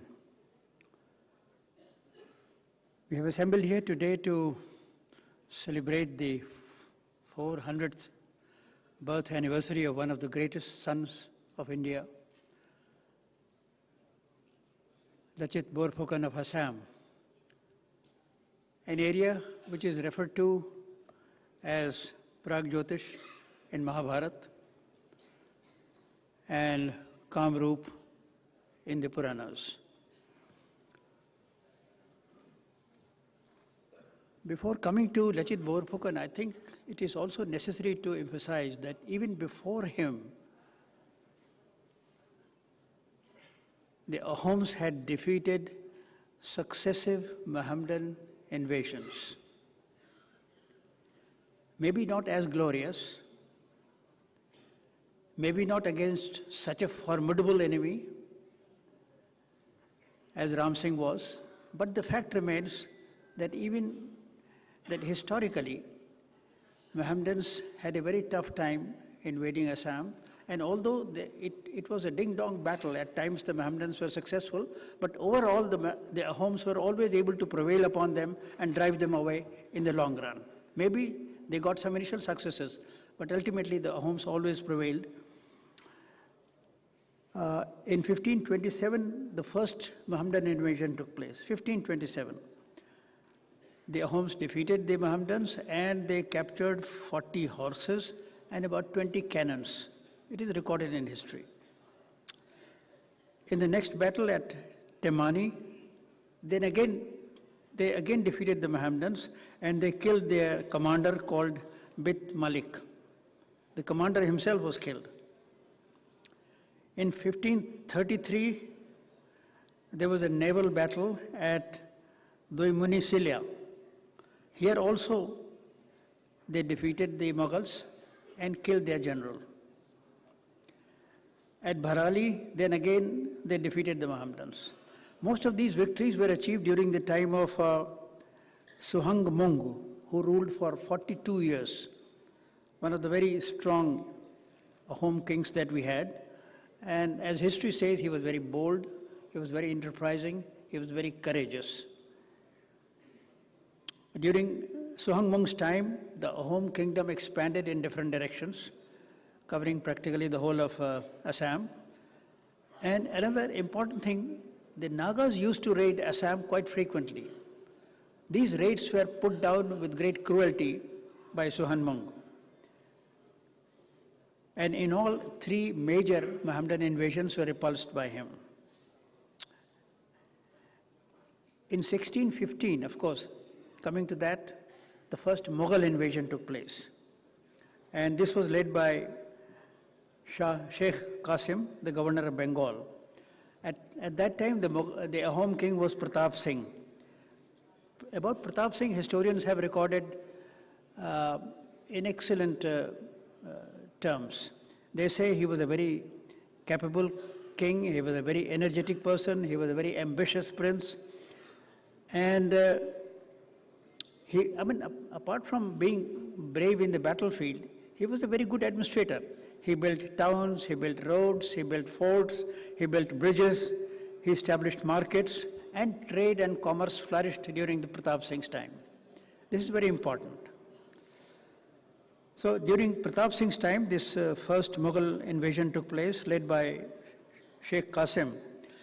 And initially, as I said, Sheikh Qasim's forces were successful against Ahoms. But subsequently, they were defeated both on land and also on water. And as the historians have recorded, and this is I'm quoting it from history, the heads of the slain were piled up in heaps. इतने लोग मारे गए थे कि सबका एक पहाड़ बन गया था मरे हुए आदमियों का. And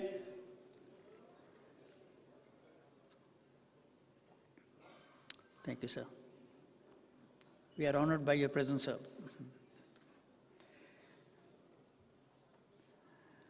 You may not be aware, but I was the first DGP of Assam. I was the DGP of Assam in 1991. I was sent to ensure that elections are held in view of the threat by Ulfa.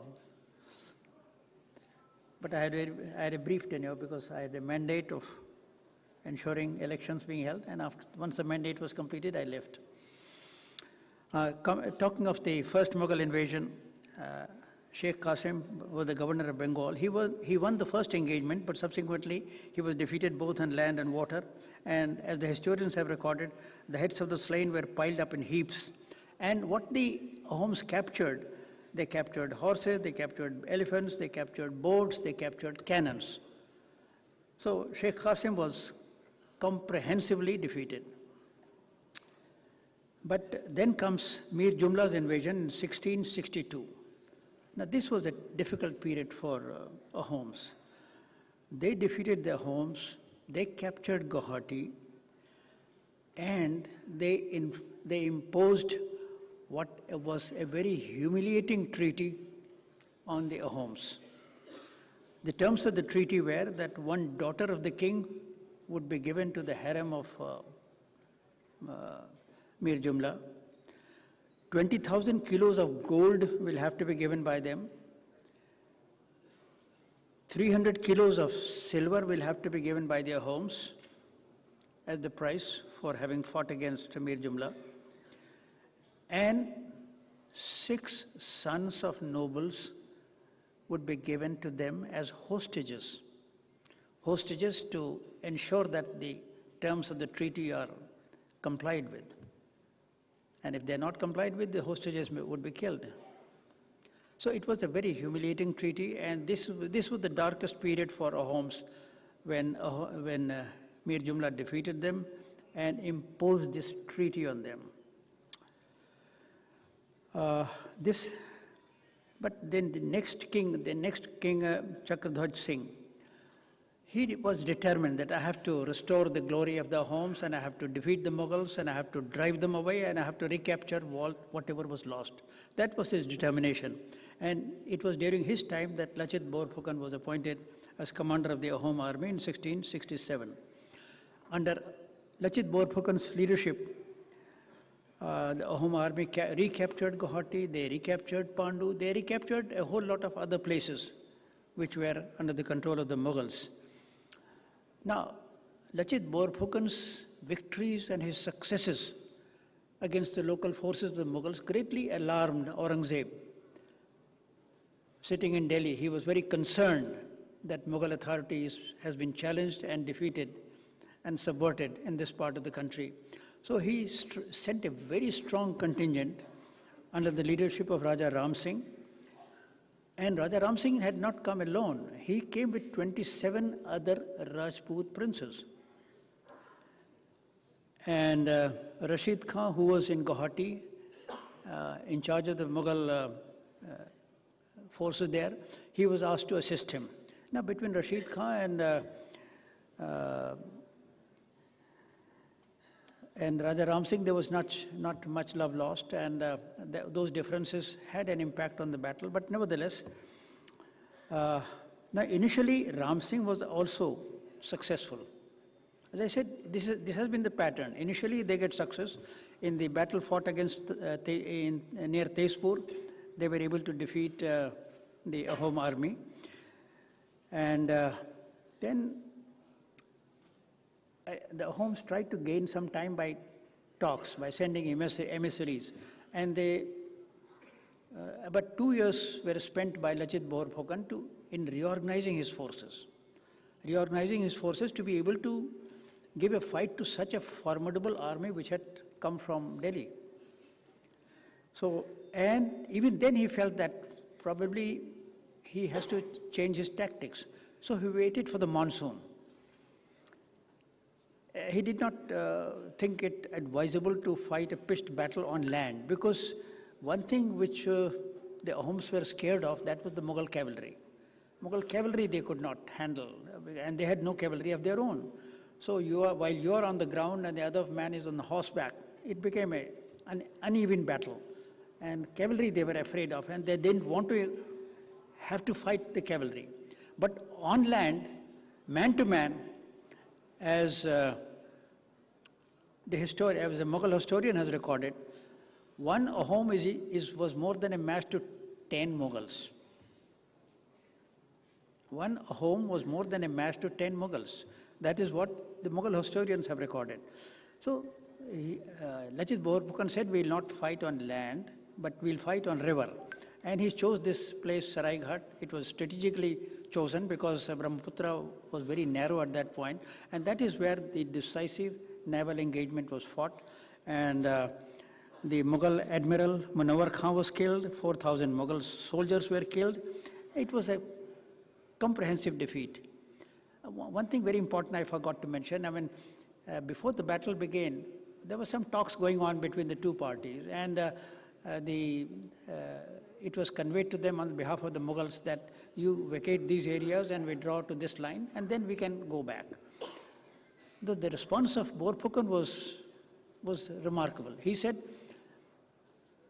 I would rather fight than yield an inch of territory. I will not yield 1 inch of territory. I will fight for the territory which Providence has given to us and which I am sworn to defend. That was the kind of response. And then the battle had to be fought, in which, as I said, at Saraighat, the Mughal army, led by the Rajput princes, it was comprehensively defeated.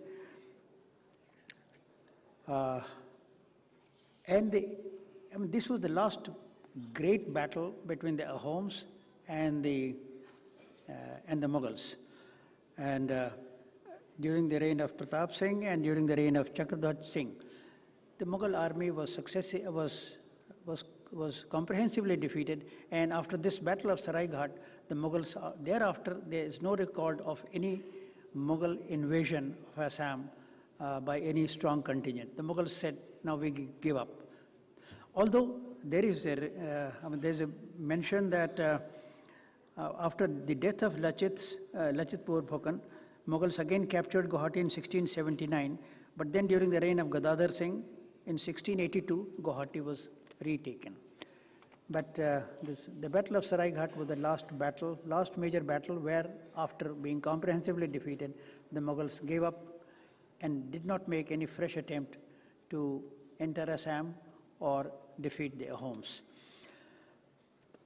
I'm very happy that we are celebrating his birth anniversary, and we are trying to give Lachit Barphukan, placing him on a pedestal and giving him the place of honor which he deserves in Indian history. But what I feel bad about and what I feel sorry about is that we have taken 70 years to discover his contribution to Indian history. And Lachit Barphukan is not the only one. There are so many other generals in different parts of the country who are still waiting for that level of recognition. What recognition have we given to Zorawar Singh, who led campaigns in Tibet? How many people know about Zorawar Singh's exploits? How many people know about Hari Singh Nalwa? He led campaigns in Afghanistan, and he subdued the Afghans. The Afghans who could not be defeated by the Russians, who could not be defeated by USA, the two superpowers of today, they were subdued by Hari Singh Nalwa. And the folklore was that the mother would tell the child to go to sleep. When the child would not sleep, he would tell the child, Hari Singh Nalwa aa raha hai, so jao. That is the folklore. That was the kind of terror which Hari Singh Nalwa inspired in Afghanistan. I don't see any much recognition of Hari Singh Nalwa. There are so many other, there was one Sundaralingam in Tamil Nadu who put up a brave fight against the British.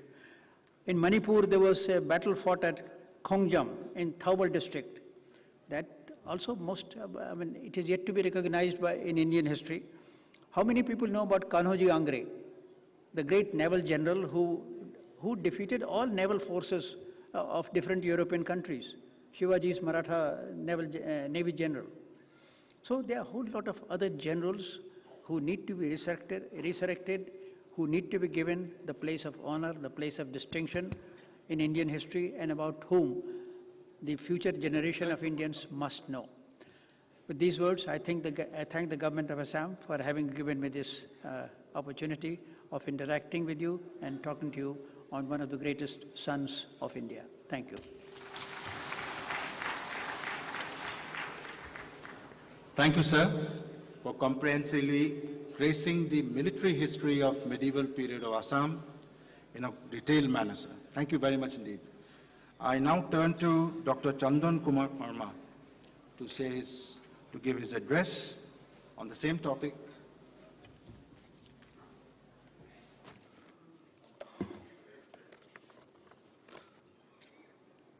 Honorable Chair, my co-panelist, Honorable Chief Minister of Assam, and all the dignitaries and friends from Northeast India and rest of India.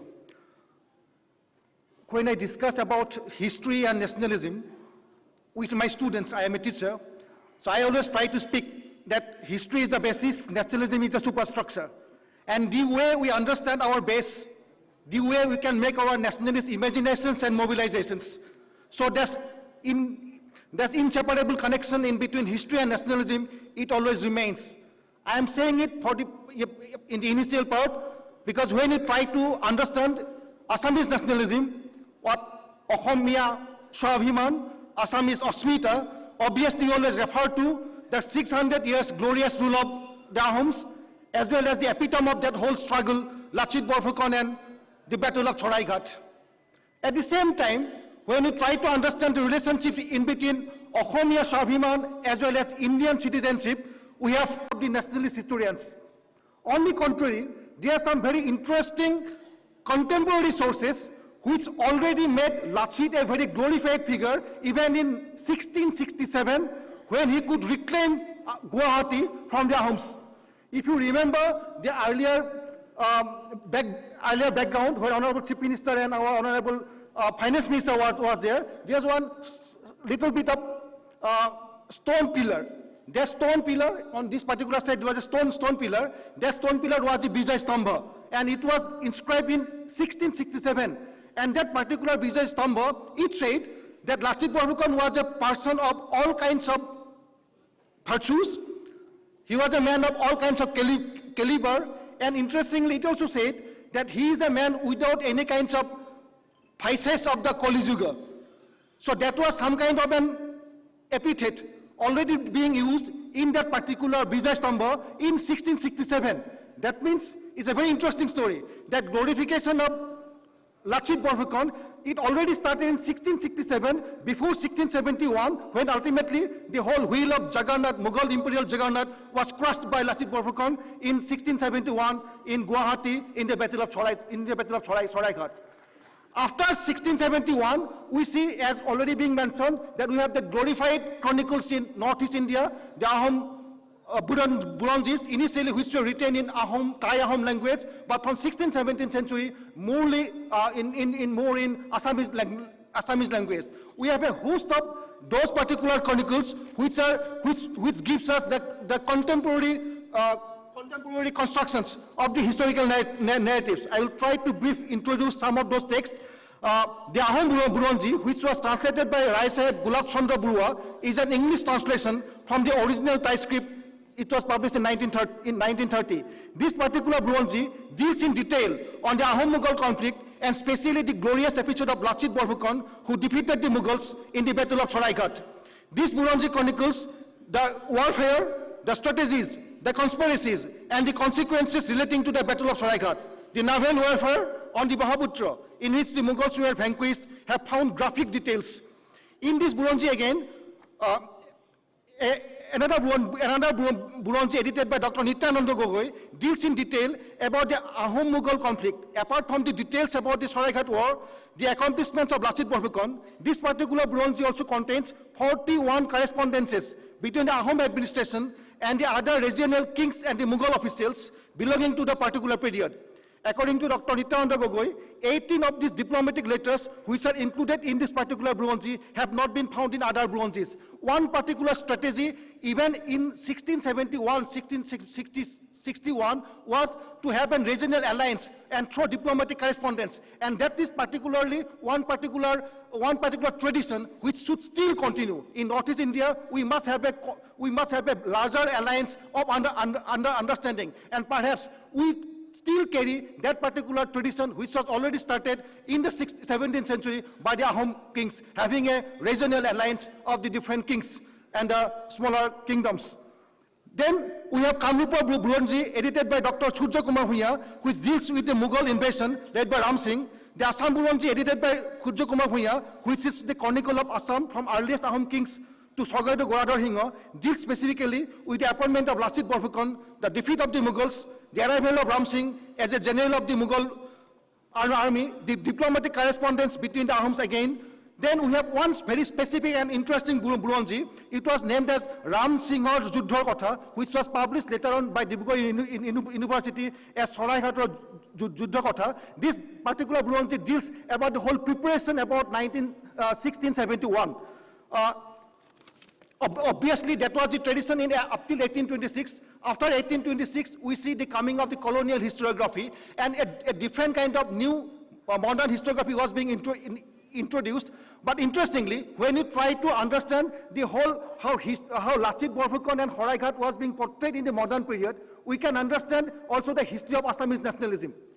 Since the late 19th century, that was the period of the nascent Assamese nationalism because of the colonial contradictions. There have been lots of problems that is mostly related with the colonial administration as well as demographic shift, demographic sense, and other policies for which Assamese people at that point of time, they thought there might be some problems relating to their own identity, culture, civilization, language. And at that particular point of time, that particular glorified history of Lachit Barphukan and Saraighat was reconnected, was rewritten with a nationalist flavor. And that was the time in the late 19th century and early 20th century, a new nationalist memory of Lachit Barphukan was being created. And that new nationalist memory of Lachit Barphukan was mostly disseminated through the poems. One particular poem, it says, "O deka lora Lachitor chehara, kothaloi koriba kan, jao jao Lachitor dekhore birangana ami, ohingho ronoloi jao. Ziari tulile hoti joymoti, Lachitor nisna bir, Saraighator ronate kosukota dile, Mughole diale khir." Exactly, these particular poems were being recited in the villages so that there can be instilling of passion and confidence to fight against the British. So in this way, in the early part of the 20th century, that whole Lachit became a household name from Hodia to Khodia to Dhuburi. After that, from second decade of the 20th century, because of the student organizations, those student organizations decided to have hero worship, specifically Lachit Dibok, Silarai Dibok, Joymoti Dibok. And from 1930s, specifically from the days of the civil disobedience movement, we see that Lachit Dibok was being celebrated all over Assam. In the 1930s, the Assamese newspaper Ohomia, it reports that from Khodia, Dhuburi, Nolbari, Borpeta, Jorhat, Khiohagar, Lakhimpur, Tezpur, in different parts of Assam, Lachit Dibok was being celebrated, and all the younger generation, they were asked to be inspired by the ethos of Lachit Barphukan, and they said in 1930, the editorial in 1930, they specifically said, Jodihe, Britishotla Thakibo Lage, Tetiole, Joy Barphukan or Janmadin Pati Lav Nai. If you still remain independent and you still have that guts to celebrate Lachit Barphukan's day, it's meaningless. So they thought, no, fight against the British, and it should be in the memory of British. And they said in 1930, Assamese editorial, that Lachit Barphukan celebrating Lachit Dibok is something celebrating Independence Day celebration. Because 1930 was the 41st time the Indian Independence Day was being celebrated after the Karachi resolution. So in Assam, it was already, they said that celebrating Independence Day of India is something akin to the Lachit Dibok celebration. So in this way, Lachit Barphukan's memory, it was disseminating. We also must not forget the huge amount of investment done by the Assamese literatures at that point of time. Padmanath Gohai Burua, Lokpinath Bezburua, and all other dignitaries at that particular point of time, they had written multiple dramatical works, and those dramatical works were being performed in different parts. That Lachit Barphukan drama, which was written by Padmanath Gohai Burua, it was performed in Ban Theatre, and lots of people gathered at that point of time. In 1930 came Lachit Mela in Jaji. Binanda Chandra Burua, he decided to have Lachit Mela. Hibaji Mela in different parts of India, in Western India. In Assam, it was Lachit Mela. And Lachit Mela was not only a Lachit Mela, it was 3-4-day program. And then 3-4-day program, there had been that showcase of indigenous industries, showcase of indigenous products, Swadeshi product, as well as celebration of cultural performances. So whole 1930s, there had been the whole Lachit Mela at that particular point of time. I want to conclude by saying, even in 1946, when we try to forget, but we can never forget 1946 grouping controversy, when Assam was related with Bengal, and it was supposed to be not in Group A and not in Group B, but in Group C. And there was a huge anxiety among the Assamese people in Northeast India, whether Assam will be placed along with Pakistan after partition. But there was a huge public movement all over Assam, and Gandhiji was also being requested by our provincial leaders. And because of that huge public protest, ultimately, that cabinet mission, as well as Muslim League, they said that they cannot go on with that particular cabinet mission plan. So they had to discard that cabinet mission plan. Even in 1946 movement, it was the memory of Lachit Barphukan and the Horai Ghata Run. In all places in Assam, it was the memory of Lachit Barphukan, Dekhotke Mumai Dangor Nahoy. So that was the slogan through which in 1946, whole public was galvanized. So this is the memory of Lachit Barphukan. So when we speak in terms of any apprehension of our identity, our culture, our civilization ethos, we always go back to our memory of Lachit Barphukan and the Battle of Saga. Thank you. Thank you very much, Dr. Sharma, for a very, very interesting address. You have very enthusiastically interrogated the concept of glorification of historical personalities, as also the concept of nationalism. We stand educated. Thank you so much. The next speaker is Professor Kapil Kapoor. Sir.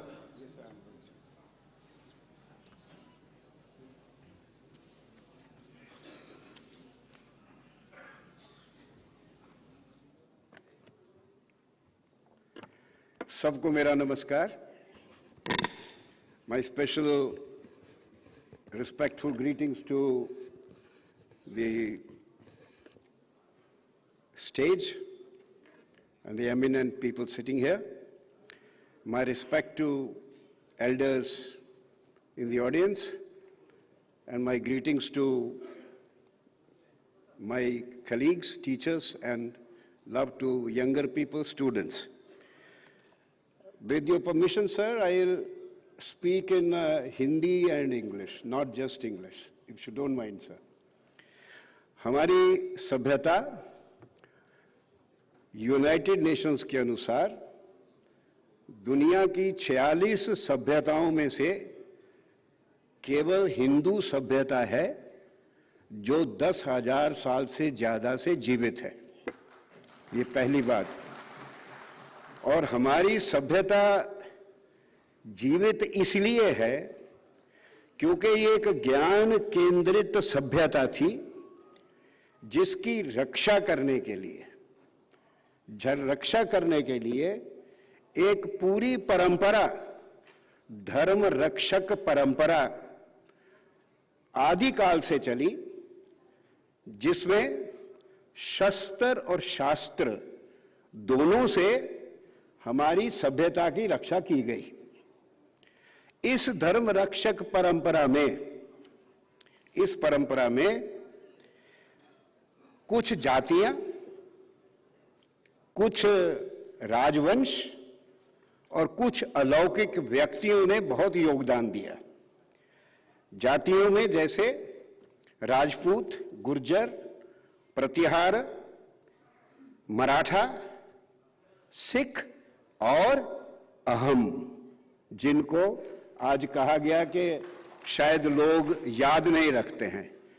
अहम जाति का योगदान हमारे धर्म की रक्षा की परंपरा में उतना ही है जितना मेवाड़ के सिसोदियों का है। जिस प्रकार उन्होंने एक दीवार बनकर इस मुस्लिम इस्लामिक धारा को रोका, उसी प्रकार अहम जाति ने इस मुस्लिम धारा को एक दीवार की तरह रोक के पूरा पूर्व एशिया बचा लिया, जहां के हिंदू संस्कृति बहुत अच्छी तरह आज भी विद्यमान है। हिंदू संस्कृति पूरे रूप। पहली बात। जातियों के बाद राजवंश जो ले, आप राजवंश लेते हैं तो आप राजवंशों में मैंने मेवाड़ का नाम तो लिया ही है, उसमें और भी जो विजयनगर का एम्पायर, विजयनगर का राजवंश, शिवाजी की हिंदू पद पातशाही और प्रताप सिन्हा का अहम राजवंश, जिसने 600 साल एक पब्लिक वेलफेयर वाली स्टेट, एक धार्मिक सनातन धर्म के राज्य की स्थापना और उसको चलाए रखा 600 साल के लिए। सनातन धर्म का राज्य, जिस प्रकार शिवाजी ने हिंदू पद पातशाही बनाई, उसी प्रकार अहम राजाओं ने एक सनातन धर्म की पातशाही 600 साल बनाई। और अगर हम व्यक्तियों में जाते हैं तो बप्पा रावल, मिहिर भोज, राणा प्रताप, शिवाजी और लसित बोरफुकन, आपको उनका नाम भी जोड़ना पड़ेगा। उन व्यक्तियों ने जिन्होंने अपने पराक्रम से जो अधर्मी थे उनको परास्त करके धर्म की रक्षा की। आसाम, शब्द आसाम अहम का ही रूप है। ये जो ब्रह्मपुत्र घाटी का प्रदेश है, ये पुराने समय से कामरूप जाना जाता था। कामरूप। महाभारत के युद्ध में प्राग ज्योतिषपुर का भागदत्त ने युद्ध में भाग लिया था और वो हस्तिनापुर की तरफ से लड़े थे। मैं ये नहीं कह रहा कि कौरवों की तरफ से लड़े थे, क्योंकि फिर आप कहेंगे कि वो अधर्म की तरफ से ना। उस वक्त तो वो एक ही धर्म था, हिंदू धर्म था सारा। हस्तिनापुर जो केंद्रीय शासन था, उसके साथ भागदत्त हस्तिनापुर लड़े थे। भागदत्त राजा भी थे और उनके हाथी का नाम भी भागदत्त था, जिसको भीम ने मारा था जब युधिष्ठिर से झूठ बुलवाना था। तो उस समय से आसाम प्रदेश का एक हिंदू प्रदेश के रूप में इस केंद्र के साथ, पूरे भारतवर्ष के साथ एक बड़ा घना संबंध है। अर्जुन ने 2 कन्याओं की, नॉर्थ ईस्ट से 2 कन्याओं से शादी की थी, उलूपी और चित्रांगदा। और चित्रांगदा का बेटा वही ब्रह्मपुत्र घाटी का बेटा बब्रू वाहन, सिर्फ एक वो बेटा था जिसने अर्जुन को हराया। अर्जुन वैसे किसी से नहीं हारा। तो लसित बोरफुकन जी का पुराना रूप शायद बब्रू वाहन था जिसने अर्जुन को हराया। तो ये कोई नई बात नहीं है कि उत्तर पूर्व के योद्धा किस प्रकार एक तरफ रहते हुए, जैसे शिवाजी दक्षिण पश्चिम में है, उसे उत्तर पूर्व में एक हमारे ऐसी योद्धा जातियां हैं जिन्होंने हमारे देश को बचाया है, पूरी तरह से बचाया है। और हर्षवर्धन 660 में, हर्षवर्धन जब थानेसर, ये आपके बिल्कुल पास है जहां आजकल मनोहर खट्टर जी का राज है, हरियाणा में, 660 में हर्षवर्धन का प्राग ज्योतिषपुर के भास्कर वर्मन के साथ बड़ा घनिष्ठ संबंध था। अगर आप इतिहास पढ़ेंगे तो बताया जाता है कि एक कुंभ का जो मेला हुआ था, महाकुंभ इलाहाबाद में, तो हर्षवर्धन अपनी सेना के साथ और भास्कर वर्मन प्राग ज्योतिषपुर से अपनी सेना के साथ वहां आए। तो ऐसे लगा जैसे कि 2 महान नदियां मिल रही हैं और उनकी संधि हुई, वहां संधि हुई देश में शांति व्याप्त करने के लिए। तो ऐसे ही है जैसे अपने आज श्रीमान मुख्यमंत्री जी आए हुए हैं और आज वो सीतारमन जी के साथ मिले हैं। तो जिस प्रकार महाभारत काल में आसाम का यहाँ के साथ संबंध था और जैसे हर्षवर्धन के समय में था, उसी प्रकार आज भी है। और ये भी एक कोइंसिडेंस नहीं है कि एक हिंदू राज्य है, ये हिंदू राज्य है। सबसे बड़ी बात, क्योंकि अहम ही आसाम, काम रूप का नाम आसाम पड़ गया, क्योंकि असमी इसमें भाषा में च का जो ध्वनि होती है उसे स या ह करते हैं। तो अहम का असम, असम अहम, तो पूरा देखिए कंट्रीब्यूशन पहला तो यही है कि पूरे प्रदेश का नाम उस जाति के नाम पे पड़ा। इसके बाद मैं एक बात जो थोड़ी स्पेसिफिक बताना चाहता हूं, कंट्रीब्यूशंस इनकी जो थी, इनके असम जाति की।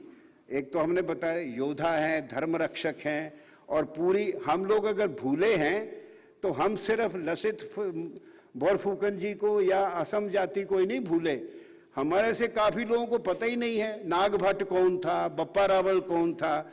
हमें कहाँ याद है कि जब मंदिर तोड़े जाते थे तो गुरु रामदास ने मंदिर बनवाया। हमें कहाँ याद है कि गुरु अर्जुन देव ने अपना शीश कटवाया, गुरु तेग बहादुर ने अपना शीश कटवाया, गुरु गोविंद सिंह ने अपने 4 बेटे मरवाए, सब धर्म की रक्षा के लिए। तो हम हिंदू कौम जो है हनुमान सिंड्रोम से ग्रसित है। जैसे हनुमान जी अपनी ताकत भूले बैठे थे, हम भी भूले बैठे हैं और हमको याद दिलाया जाता है। अब हमको याद दिलाया जाता है तो हम अपने आप को पहचानते हैं कि हम हैं क्या, तब पहचान आती है जिसमें हम आज इस शुभ अवसर पे हम इकट्ठे होके उनको याद कर रहे हैं। देखिए, प्रताप सिन्हा जी ने जो पहले अहम किंग थे, उन्होंने दो प्रकार के रिफॉर्म किए, एक तो सिविल और एक आर्मी में। सिविल वाले को खेल कहते हैं, आर्मी वाले को पाइक कहते हैं। सिविल में उन्होंने 5 मंत्री, पत्र मंत्री, 5 मंत्री, वो बोर बरुआ, बोर फूकन, बोर गुसाई, बोर गुहाई और बोरदोलई जिनको बाद में बोरदोलई कहते हैं। मतलब एक लैंड के लिए, एक कल्चर के लिए, एक ट्रेड इकोनॉमिक्स के लिए और एक इंफ्रास्ट्रक्चर के लिए एक civil administration in the interest of the people किया। और आर्मी में उन्होंने एक नया सिस्टम, स्टैंडिंग आर्मी मेंटेन नहीं करनी है, पर लोगों को दायित्व दे दिया कि आपके पास 15 सोल्जर आपके पास होंगे, आप 100 रखेंगे, आप 500 रखेंगे। उनको दिए, धनराशि दी और वो उन जमीनें भी देखते थे, सब काम देखते थे, पर युद्ध के समय जैसे कहते हैं ना, एक ताली बजाने से एक पूरी सेना खड़ी हो जाती थी। तो ये जो उन्होंने पैक की जो व्यवस्था बनाई, पैक व्यवस्था, उससे वो उसके कारण हम लोगों के लिए ये संभव हुआ कि उन्होंने मुगलों के 17 इन्वेजन्स, 17 बार जो उन पे इन्वेजन हुए, उन्होंने 17 बार उन इन्वेजन्स का जवाब दिया। और 1671 के बाद तो फिर मुगल थक ही गए। 1670 में और 70-71 में 2 बड़ी लड़ाइयां हुई जिन्होंने मुगल एम्पायर को प्रैक्टिकली खत्म कर दिया। एक तो महाराष्ट्र में सिंहगढ़ की लड़ाई 1670 में हुई, जहां मुगल हारे, और दूसरी 71 में सरायघाट की लड़ाई जो कि नदी की लड़ाई थी, नदी में थी। और लचित बोरफुकन ने गुवाहाटी को चुना था रोकने के लिए। उसने मुगलों को, मुगल आर्माडा जैसे स्पेनिश आर्माडा आया था, 40 बड़े बड़े जहाज, हर जहाज पे 60 कैनन, 60 तोपें लगी हुई थी उनके, उसको आने दिया गुवाहाटी तक, जहां के ब्रह्मपुत्रा नदी सिकुड़ जाती है। जहां सिकुड़ जाती है तो ब्रह्मपुत्रा का बहाव तेज हो जाता है, और जो नीचे से ऊपर जो मुगलों के जो शिप्स आ रहे थे, उस बहाव के आगे उनको बड़ी कठिनाई हुई। और बोरफुकन जी की जो नेवी थी, वो एक ऐसे आर्मी कमांडर हैं जो नेवल कमांडर भी थे, मतलब आर्मी भी जनरल थे और नेवी के भी थे, अंडरस्टैंडिंग थी उन्हें। और उन्होंने छोटी छोटी शिप्स 60 फुट से 7 फुट चौड़ी, 60 फुट लंबी 7 फुट चौड़ी, और 3-3 फुट की कैनन, जो छोटी कैनन के साथ, मतलब क्विक इन स्पीड, बहुत तेज चलने वाली, जिससे उन्होंने वो जो स्ट्रगलिंग आर्माडा पे अटैक किया। और उन्होंने, भाई साहब ने पूरा बता दिया आपने, कितने मारे गए, कितने गए उस हार के बाद। पर एक लेसन और है सर हम लोगों के लिए, कि मुगल आर्मी का कमांडर जो हमला कर रहा था वो जनरल राम सिंह था। ये भी हमारी एक कमजोरी है देश की, जो कि हमको ध्यान रखनी चाहिए। जनरल राम सिंह कछवाहा, जयपुर का राजा था, वो कमांडर था। उसके बाद जयंत सिंह भी गया था इतिफुट के में, वो तो खैर बेचारा इतना बड़ा जनरल भी नहीं था, पर उस लड़ाई के बाद उनकी हिम्मत नहीं पड़ी उधर आगे जाने की। तो ये एक एडमिनिस्ट्रेटिव रिफॉर्म और ये वाला आर्मी का रिफॉर्म सबसे बढ़िया। नंबर 2, उन्होंने धर्म की संस्थापना की, देवी देवालय बनाए। जी, I will just take 1 minute sir, I just count now only, not read. देव देवालय बनाए, और बहुत आज तक जो उनके देव देवालय उनके बनाए हुए, उससे पूरा जो 17 का भी कस्टम हुआ, कीर्तन वगैरह की परंपरा शुरू हुई, पूरी धर्म को सिर्फ संस्थापन नहीं किया, धर्म की रक्षा की। और उसका एक जो आर्किटेक्चर में, स्कल्पचर में उनका कंट्रीब्यूशन, जिस प्रकार हम कहते हैं कांगड़ा शैली वगैरह शैली, इसी तरह एक अहुम शैली है जिसका अध्ययन करना चाहिए। और उनका जो डॉक्यूमेंटेशन, मतलब एक सुबह सीतारामन जी ने राजतरंगिणी का नाम लिया था, एक कश्मीर में डॉक्यूमेंटेशन हुई, एक आसाम में हुई, जो बुरुंजी जिनको कहते हैं बुरुंजियां, हर एक चीज का रिकॉर्ड रखा गया। नॉर्मली हम लोग इतिहास इस तरह नहीं रिकॉर्ड रखते हैं, ज़्यादा मेमोरी में रहता है क्योंकि हमारी मौखिक परंपरा है, पर उन्होंने बुरुंजी में उसका रिकॉर्ड रखा। और इस प्रकार एक प्रकार का सोशो एडमिनिस्ट्रेटिव रेवोल्यूशन न्यू शैली उन्होंने उसकी। ये अनफॉर्चुनेट है कि वो वक्त ऐसा था कि वो ज़्यादा उसका फॉलो नहीं कर पाए, पर काफ़ी हद तक जिस प्रकार टोडरमाल का सिस्टम रेवेन्यू में फैला, उसी प्रकार ये ओहम्स का जो एडमिनिस्ट्रेशन था, कूच बिहार तक तो उसका असर खूब पड़ा, बहुत ज़्यादा पड़ा। और मैं बहुत बड़े जनरल थे, सबने बताया है, सब जानते हैं, आप पढ़ भी सकते हैं, नावल कमांडर थे।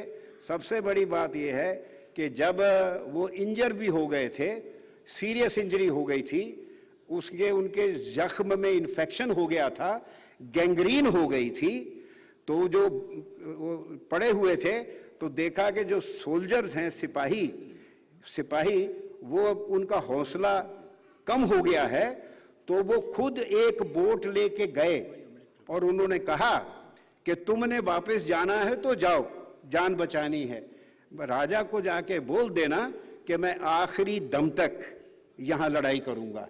और फिर सारे सोल्जर वहीं रहे, नेवल सोल्जर्स, और एक छोटी सेना ने एक इतनी विशाल सेना, 80,000 मुगल थे, 80,000, उनकी सेना को हराया। उसी तरह की लड़ाई और उसके साउंड भी वैसा ही है। एक बैटल 1918 में हुई सारागढ़ी की, जिसमें 21 सिखों ने 10,000 पठानों को हराया। हम वो भी भूल गए हैं, तो भूलना तो हमारी आदत है। धन्यवाद जी। Thank you, sir, for sketching on what Hindu civilization is and also the contribution of specific communities to nation building. So thank you so much, sir, for we've been educated on several new aspects of our own history. Next, we have an address by Lieutenant General Rana Pratap Kolita. Over to you, sir.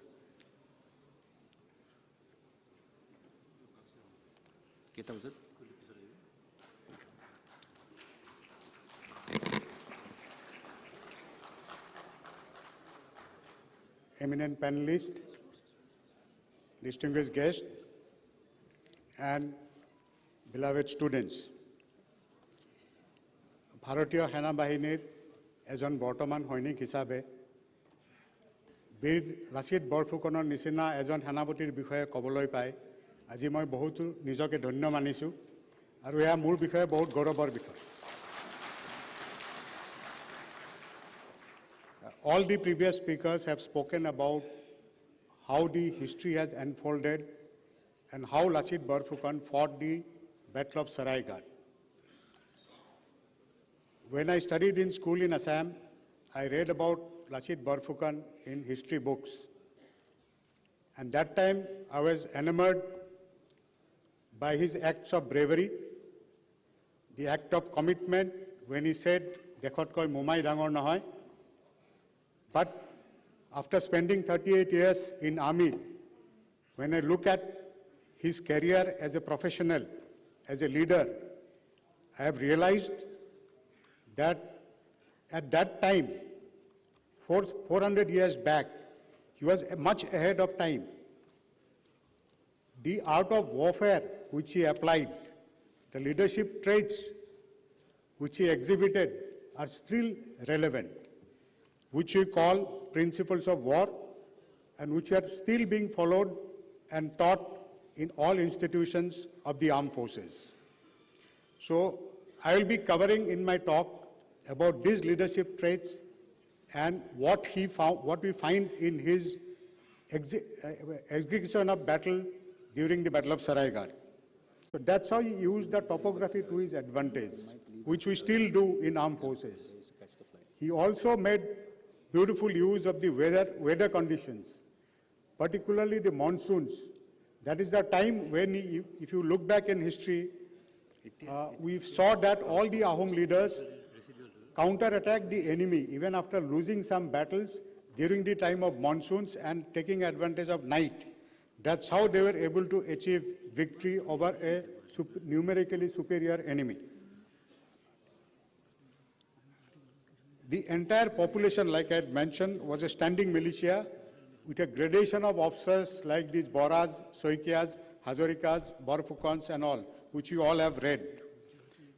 And the mobilization pattern which we still do in case of war, they were able to quickly mobilize the troops if there was a requirement or whenever there was a battle which was impending. So that's something which we still follow. Like I had mentioned in my introductory talk, that there is something called as principles of war, which are taught and they form our basic guidelines when we plan for conduct of any operations. And first in that is selection and maintenance of aim. That if we go for a battle, firstly we need to identify an aim for ourselves. And we need to select an aim. And then thereafter we need to maintain that aim.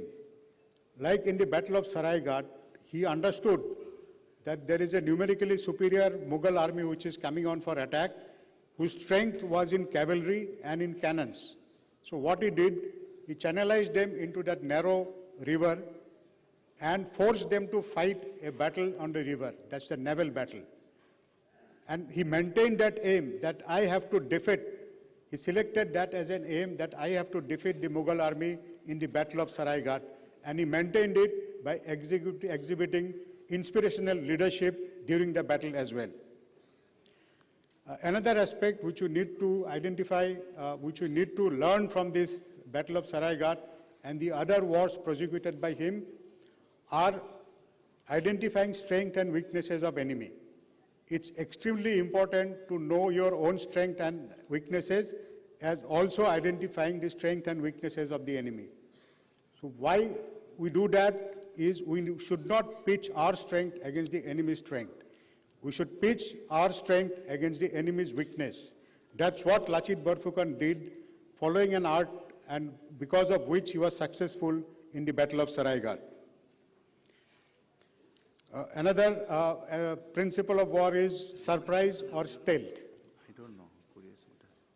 Surprise he used in many times. If you read the battles minutely, one thing I wanted to mention was when the Ahoms attacked the fort of Itakuli. So that time Bagh Hazarika went with a special forces because they identified that Mughals had this strength in their cannons. And they have number of cannons. So what they did, they stealthily moved special forces and led by Bagh Hazarika, poured water into those cannons by making them unserviceable. So that is something which he did by stealth. And we are still following that. We employ our special forces, which we call para-commandos, for such like operations. So all these aspects are still relevant. We also have learned in those books that the Ahoms built up an elaborate arrangement of intelligence agencies. They had those spies who were trained. They identified very intelligent young people who were committed to the cause. And they were identified and they were trained in the language and culture and customs of the enemy and were employed very, very boldly. That's an aspect which you all need to learn from the Ahoms. There is another principle of war is called flexibility. Whatever we plan, everything is not going to go as per the plan. So while formulating our plan, there is a requirement to have adequate flexibility to shift focus from one area to another area, so that you are not surprised by the enemy or the way the things develop. Like in one of the battles when his king, like the Battle of Alaboy, which was talked about, as per the king forced him to launch an attack on the Mughal army against the strength of the Mughal army in the open areas, knowing fully well that Mughal had a very, very strong cavalry, which could not be defeated by the Ahoms. But what Lachit Barphukan did was, he sent his army, he led the army for attack, but he created a defensive line where this army, in case defeated, could fall back and then thereafter launch a counter-attack. And that is what is flexibility in your plan, we call. Another point which we learned is concentration of force at point of decision. Wherever we want a decision or a favorable outcome in the battle, our maneuvering of forces has to be in a manner that we are able to achieve concentration of maximum troops and be in a position to defeat the enemy. It was beautifully exemplified and followed by Lachit Barphukan in Battle of Saraighat. That is where he ensured that he brings Mughal army into battle in an unfavorable terrain to the enemy, but which is favorable to him, and where he could employ all his forces in an imaginative manner to achieve victory. we always believe, and in armed forces particularly, of leading from the front by personal example. That is something which was amply demonstrated by Lachit Barphukan during the Battle of Saraighat, which has already been talked about. We all know that initial stages of the Battle of Saraighat, when the Ahom army saw the numerically superior Mughal army, there was a little bit of disarray and people had started retreating. So though he was ill, he was sick and unwell, he told his troops to put him in the boat, and along with 7 war boats, he said, I will not live here, I am going to attack the enemy.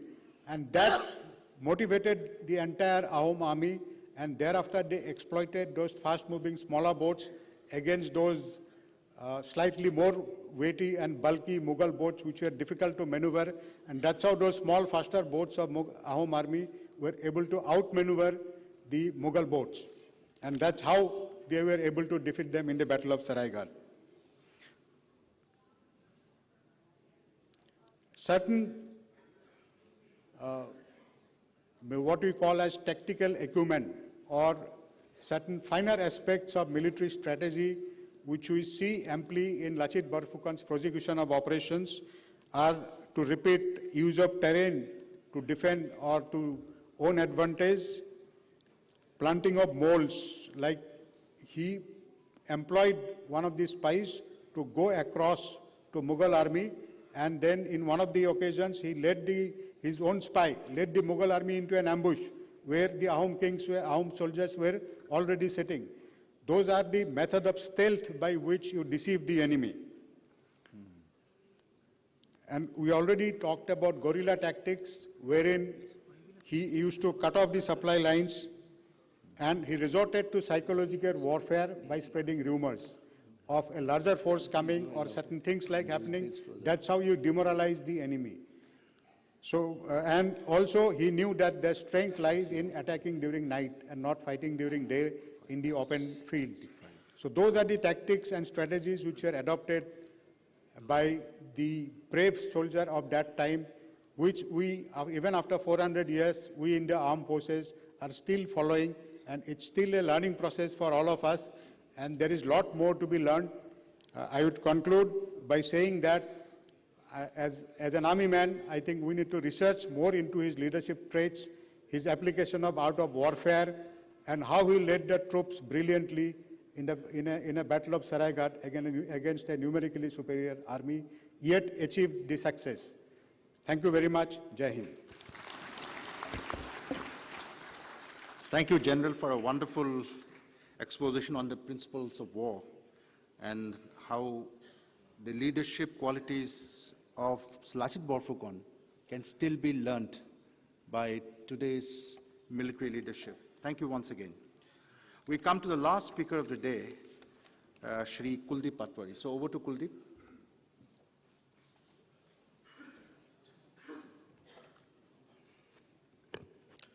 Respected Chair, esteemed co-panelists and dignitaries present here today, good afternoon to all of you. Namaskar. Lachit Barphukanar 400তম জন্ম জয়ন্তীৰ এই ভব্য সমাৰোহত অংশ ল'ব পাই মই অতিশয় আনন্দিত আৰু এই আলোচনা চক্ৰত ভাগ ল'ব পাই মই নিজকে ধন্যবোধ কৰিছোঁ। মই মোৰ সমূহ বক্তব্য অসমীয়াত ক'ব পাৰিলে খুবেই ভাল লাগিলে হয়, কিন্তু যিহেতুকে আমাৰ লক্ষ্য বীৰ লাচিতক এটা ৰাষ্ট্ৰীয় পৰ্যায়ত উপস্থাপন কৰা, গতিকে অনিচ্ছা সত্ত্বেও মই পৰৱৰ্তী কথাখিনি ইংৰাজীত ক'ম। It is a very difficult job to follow such esteemed co-panelists and speakers, and it becomes more difficult if the panel is just before lunch and you're the last speaker. So since I'm the last speaker, I'll try to keep my words to the bare minimum. Now today's panel talks about the Ahom saga of hope, skills, and courage. I ask, what is this saga that we are talking about? What is this hope? What are the skills? And whose courage was it anyway? I dare to say that this saga, this hope, this courage displayed by the Ahom ruling polity was symptomatic and representative of the people of Assam as well as the Northeast, in the form of ethnic and community solidarity. Lachit Barphukan, as we all know, lived for almost 50 years. And in these 50 years, he witnessed the rule of 6 Ahom rulers, starting from Pratap Singha, ending with Udayaditya Singha. Amongst these 6, the most important rule can be assumed to be of Sakradhas Singha. He was the one who recognized the immense potential that Lachit had as a leader, as a diplomat, as a bureaucrat. And he recognized the potential, he recognized the talent that Lachit could bring by being appointed as a Barphukan of the Ahom army. When I say that this hope and courage, this saga, is a collective aspiration, particularly how, Sakradhas Singha tried and he successfully built, to some extent, a regional solidarity. We all know, students of history, particularly from Assam and Northeast, and students of history in general, we know that the Ahom kingdom had, conflict-ridden relationship with the contemporary Koch kingdom, with the Jayantiya ruler, with the Kosari ruler, and other such tribal chiefs and rulers that were there in Brahmaputra Valley at that point of time. But despite that conflictuous history, what we see during Sakradhas's time is that there was an effort to build a solidarity that was based on ethnic connections, community connections, and most importantly, connections with the land. I'd also like to bring into focus how skills became an integral part of the way society and communities in Assam came to be recognized. One of my co-panelists has already mentioned how the Ahom administration streamlined its process through the Pike and the Khel system. But the Pike system and the Khel system, the way the farmers and soldiers were organized in the Ahom army or in the Ahom state, was much beyond only an administrative tool. It was a tool that in a way shaped the society and culture of the people of Assam and of the Brahmaputra Valley. Now, a Pike was, in essence, a farmer. And what we see is a group of Pikes coming together called goats and highly specialized branches being termed as Khels. We from Assam already know about this. Now, Khels, there were many in numbers. There were Khels that built boats, there were Khels that built roads, there were Khels that built forts, and many more such things. But what I want to highlight through this, through the whole idea of organizing the state, bureaucracy, and workers through Pike and Khel system by the Ahoms, is the idea of administration. How the Ahom system of administration was mature enough, was observant enough, was flexible enough to take into account the way society could be rearranged for the maximum benefit to be extracted by the state. And by doing so, what the Ahoms achieved, like one of my co-panelists rightly said, what the Ahoms achieved was a highly efficient workforce that had multiple talents and in times of war could also become soldiers.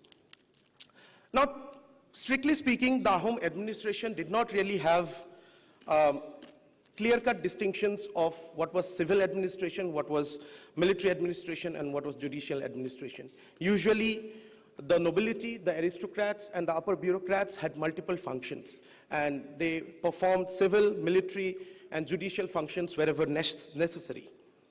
Now, this, in a sense, could be argued as a precursor to what we know of the bureaucracy that the modern Indian state today has, of how we have a class of bureaucrats who are skilled in various different areas and eventually go on to serve the state. Now, if we look at this, then the whole idea of skill, one narrative that emerges out of the colonial accounts and is very popular in the minds of the people of Assam is that Assam is a land of lahe lahe. To loosely translate it to Hindi, it would be dheere dheere. Things move slow, things happen slowly, things get done slowly. And this is also in line with how colonial administrators in India looked at Indians in general, of natives being lazy and Europeans being very proficient. And hence you have the narrative whereby an entire civilization and the various communities staying within it being classified as incompetent and unworthy of getting the same stage as the Europeans had. Now I think this is the time when we need to question that. If our excursions into regional history, our study of regional history, be it of the Cholas, be it of the Ahoms, be it of the Marathas, be it of the Sikhs, have shown, what it has shown is that there was an excellent high level of administration, which was efficient, which was adaptive, which took into account local conditions, local, not only geographical conditions, but demographic conditions, and as a result, would eventually bring out an administration which would work for the people. This was something which was an anathema to the colonial rulers at one point of time. The other question that I would like to bring to the discussion along with this is the whole question of modernity. We, students of history and people in general, talk about modernity in different terms. If we look at European history, if we look at, in general, global Western history, modernity usually is seen as a marker of industrialization. But in the context of India, in the context of Assam, modernity starts with colonial slavery, as if being slaves to European masters paves the path for being modern. Now, this is where we need to question that. Do we become modern by becoming colonial slaves? Or do we show that our administration, our systems, which were locally effective and which were working for the people, for the state, were something that were not taken into cognizance by the Europeans, but was dismissed as something primitive, something tribal, something incompetent. Now, this is the counter-narrative that we need to build. If a fruitful discussion needs to come out from us trying to place Lachit Barphukan as one of India's foremost generals and the Ahom rule, the Ahom statecraft, Ahom practices of administration as an example, this is the kind of solidarity that we need to build. Taking example from Socrates Hingho, we should build the solidarity of not only the Northeast region, but as well as Indian solidarity, where the regions come together in forming a grand narrative for a country. Now, going back then to the questions that I asked in the beginning, whose hope, whose saga, whose skills, and whose courage? I dare say it's our skills, our saga, our courage, our hope. And it's high time we place that. Thank you. Thank you, Kuldeep Patwari, for very specifically dealing with the topic. You were absolutely on the dot and spot on.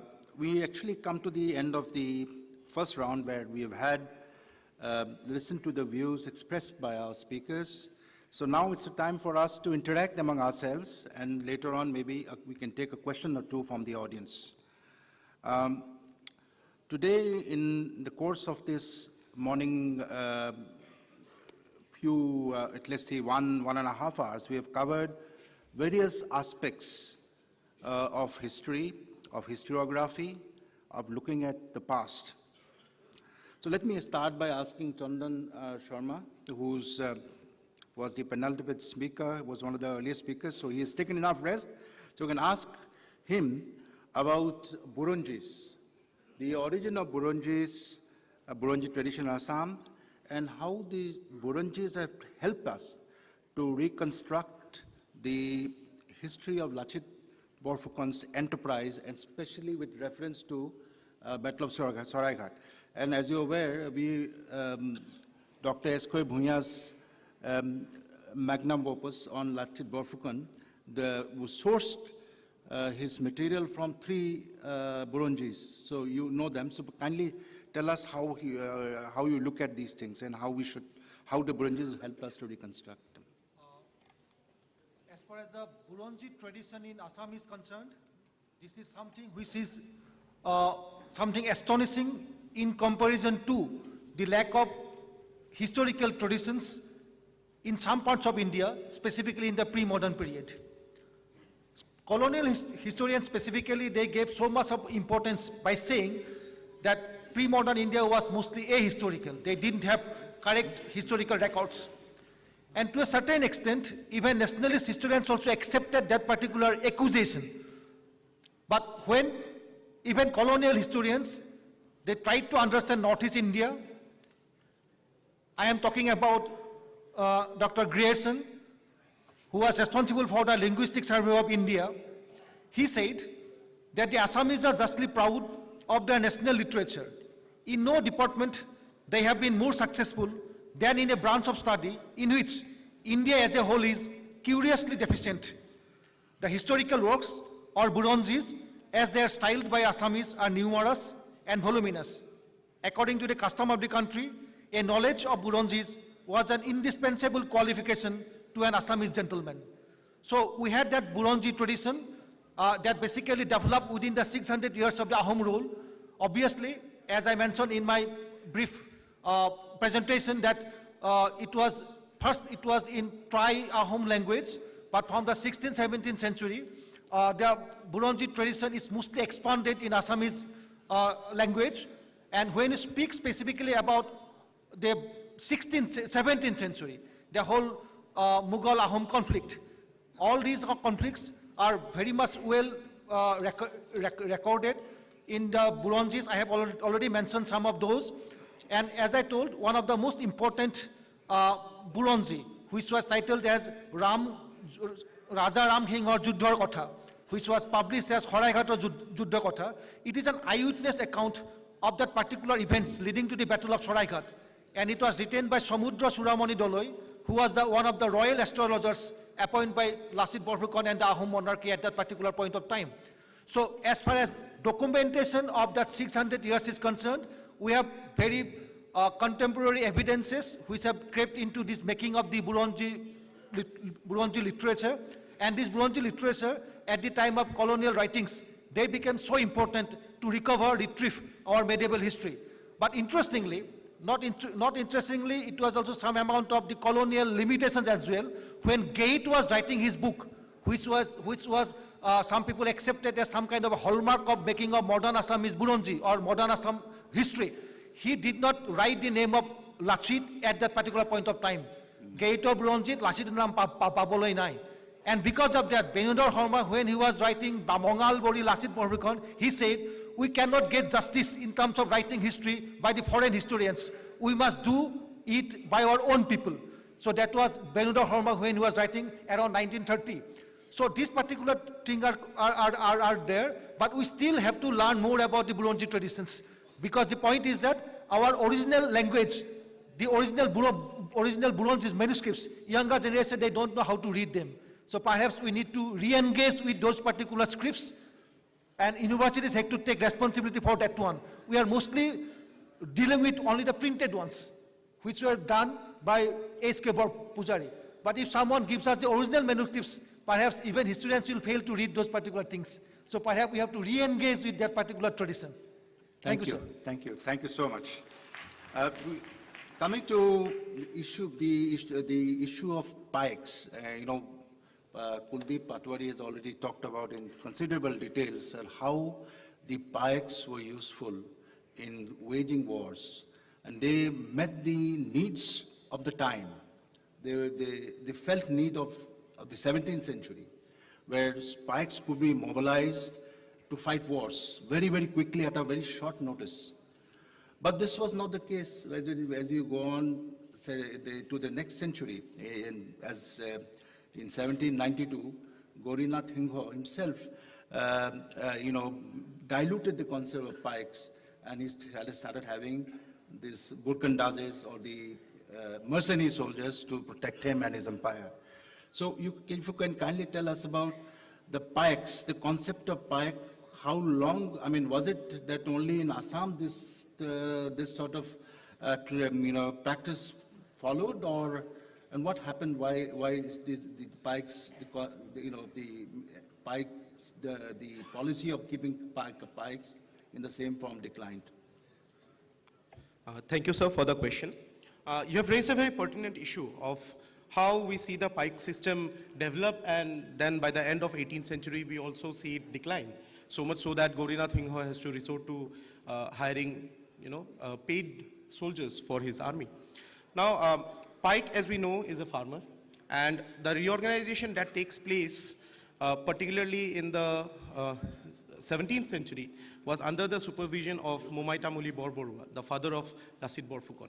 Now, the Pike system, in essence, was a revenue system, whereby the state, as Ahom state, did not really collect revenue in the form of cash, but it collected revenue in the form of labor.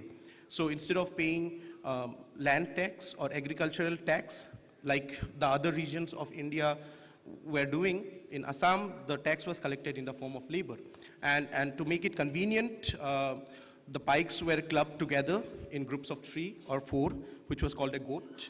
And ideally, one Pike out of that goat would be offering their service, and in terms of emergency, maximum of 3 out of those 4 would be rendering their service to the state, and one would remain behind to take care of the lands. So there was also this idea of keeping someone to look after the land, so that the land does not become fallow, or the land still keeps producing the agricultural produce that is required. Now, what we see in the 18th century, there was a larger change in the way the society was adapting to the royal changes at that point of time. And there were also other changes that were brought in through the Neo-Vaishnavite movement. And within the Pikes itself, we see stratification coming in. Some Pikes were called Kori Pikes, some Pikes were called Somua Pikes. Some of the Pikes could, wriggle their way out of royal service by paying a nominal fee, and thereby they would be excused from royal service.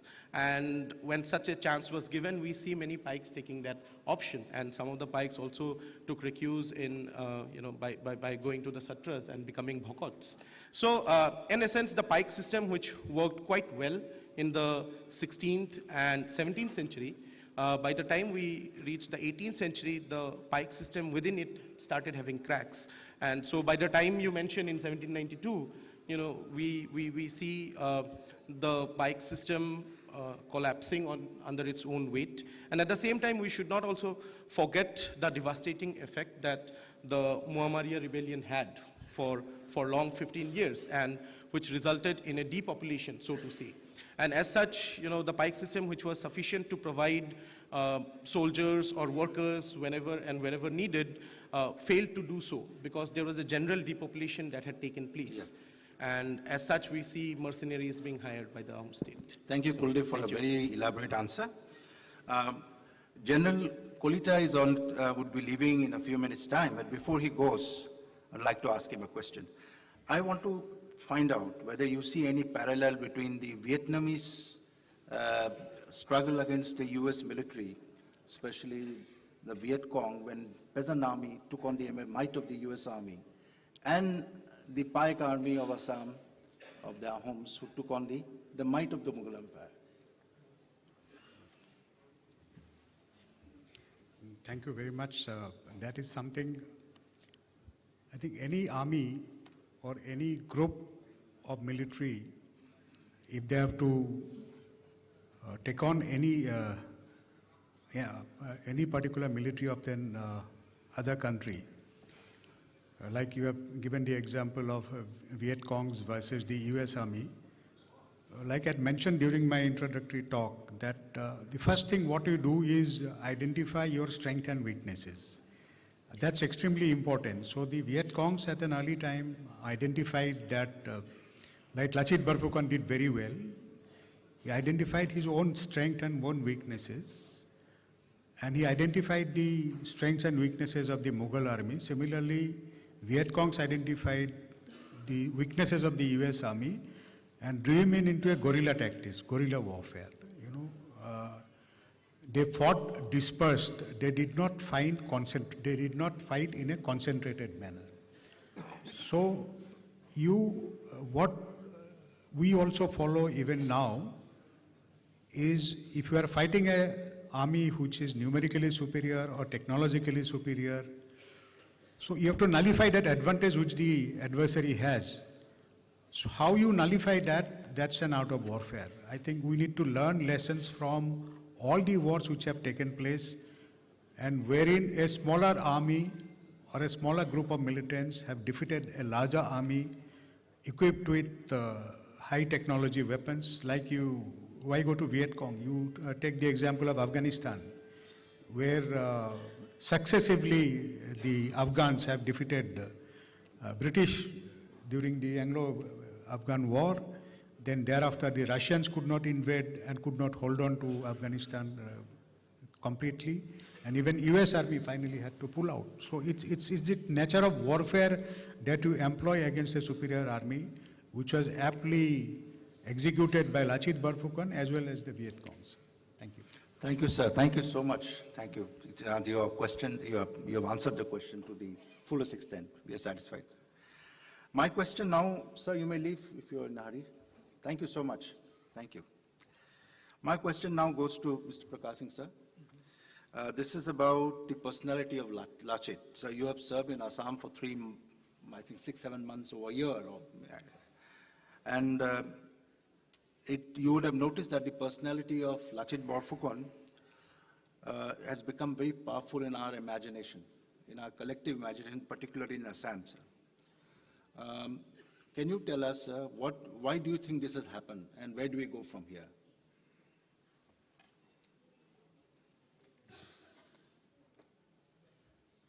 I think what is happening in Assam is we should look at the larger picture. It's happening across the country. Certain things which were not given importance, but which are otherwise of great historical, cultural importance. We are rediscovering those and giving them the importance they deserve. Lachit Barphukan is a great example of that. Besides, you find even Banda Bahadur, the Sikh Guru, getting a lot of prominence recently. And people in Delhi didn't know, but now you have a road after him, a very important road after him, and there are his statues and photographs. You can see Banda Bahadur's. I think this is a trend, and you can say the manner in which Ram Temple is getting importance. Ram Temple was hardly there, but now after the Supreme Court judgment, it has captured the imagination of the people. Similarly, the way Varanasi Vishwanath Mandir has been redone, there is an attempt across the country to revive our past glory, discover our old icons, and give them the place of pride and honor which they deserve. And I think it is very good that Assamese have revived the glory of Lachit Barphukan and resurrected it from the pages of Burunjis and brought it in the national domain. And Lachit Barphukan is gradually becoming a national icon. I remember about 6 months back, I wrote on the Twitter that there should be a statue of Lachit Barphukan in Delhi. And it became very popular, and I think thousands of people supported that yes, there should be a statue of Lachit Barphukan. You see, unfortunately in Delhi, Delhi should represent India. And there should be, icons from every part of the country should be here. But what you find, very important crossings, very important roads, they carry the name of some petty politician whom nobody knows. You see, about the most important crossing they say in Delhi is the IT crossing. The maximum, it witnesses the maximum traffic. उसका नाम क्या है? रामचरण अग्रवाल. मैंने पूछा भाई ये कौन है रामचरण अग्रवाल? हमको कोई बता ही नहीं पाया कौन है Ramcharan Agarwal. But there is somebody, Ramcharan Agarwal, किसी ने पैसे वैसे दे के अपने नाम से वो चौराहा करवा लिया. फिर once it struck me that Bhishma Pitama was the greatest warrior that India knows, that India has had. Is there anything by his name in the capital of Delhi? I later on, with a lot of effort, I discovered that there's a miserable road named after Bhishma Pitama. Miserable road. Aurangzeb and Akbar have all the prominence. Those roads terminate at. So similarly, I think Lachit Barphukan should also get importance.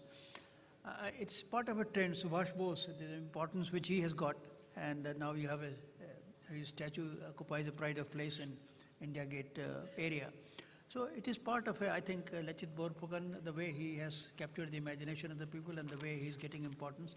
It's part of a process which we are witnessing across the country. Thank you very much, sir. Sir, I now turn to Professor Kapil Kapoor, sir. So I wanted to ask you is that how would the memory of Lachit Barphukan and Saga inspire nationalism in our country, sir?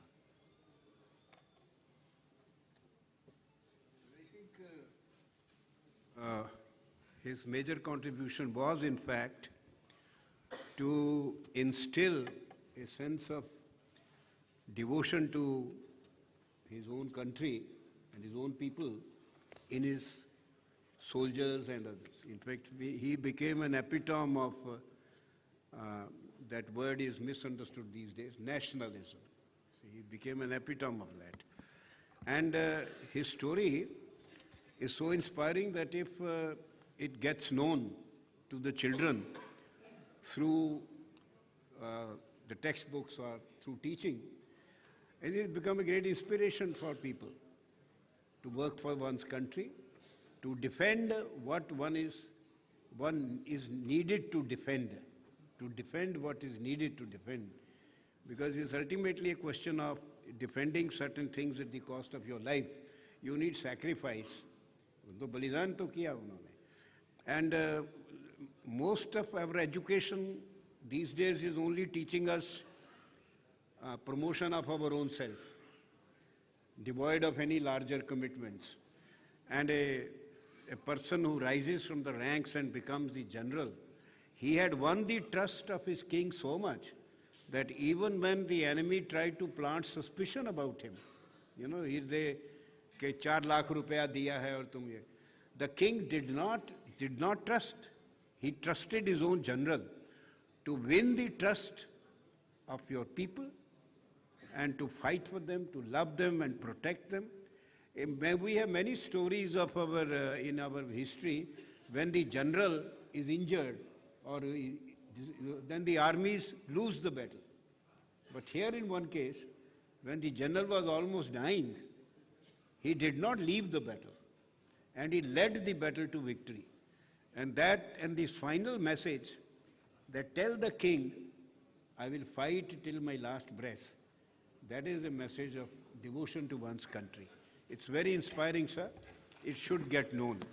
Thank you very much, sir. Thank you very much indeed for your good, very appropriate answer, sir, to this issue of nationalism.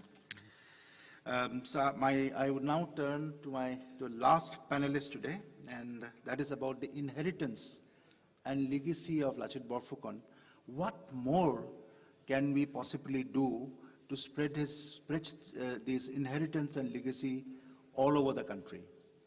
We are having this celebrations here in Delhi, and it is proposed to be taken up in some other place at a later time. But what more can we do? Thank you. In fact, if we look back, we see that we had missed certain opportunities of projecting our great leaders and the sons and daughters of Assam. For instance, we had failed to project Gopinath Bordoloi at a national scale during his birth centenary, in the context of the partition of India and in the context of saving Assam from going to Pakistan. That's one. We had failed to tell the nation in 2011 was the opportunity of 150 years of Phulaguri Thewa, which was the first anti-British peasants uprising. There were uprisings of peasants during the colonial period, but those are against the local Mahajans and landlords. But Phulaguri Thewa, we failed to celebrate that. 2008, we failed to celebrate, even at the state level, the 150th anniversary of the martyrdom of Maniram Dewan. And that takes us back to 1857. In 1857, across the country, only 2 women were convicted probably across the country for their complicity or involvement in the uprising, and those 2 were Assamese women. Both were from Golaghat region, Golaghat and Sinatoli. And that we have failed to project those stories. We have failed to even, if you look back, it is recent, we had failed to project Jyoti Prasad Agarwal at the national scale during his birth centenary. We didn't do that. We forgot the birth centenary of Prabhatas Borua, changed the whole system of whole character of Indian cinema. And then, but as far as Lachit Barphukan is concerned, I think we must take the name of General Sinha, General S.K. Sinha, during whose initiative in 1998, 99, that huge statue of Lachit Barphukan was installed at the entrance of National Defense Academy at Kharagpasala in Pune. And also the gold medal for the best cadet passing out of each batch of the National Defense Academy was also instituted by the government of Assam at that time, the then government of Assam. So those are some of the things I think we need to pick up from. What Prakash Singh sir had already said, that we need to install at a prominent place a statue of Lachit Barphukan in the national capital. That's one way we can do. I was just talking to General Rana Pratap Kolita, that whether there is any system of instituting a chair in the National Defense College in the NDC, and he said there is an opportunity there, which I think the Assam government can explore, of setting up a Lachit Barphukan chair at the National Defense College in Wellington. We need probably also look at the Assam government can take an initiative, and all our MPs, the honorable MPs here, they can also take the initiative of making it a point that Lachit Barphukan appears, figures in the NCERT and CBSE textbooks across the country.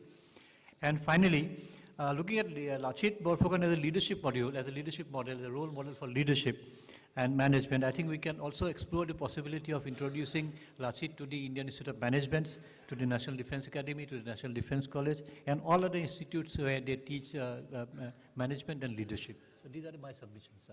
Thank you very much, Dr. Samudra Kashyap, for a very exhaustive answer.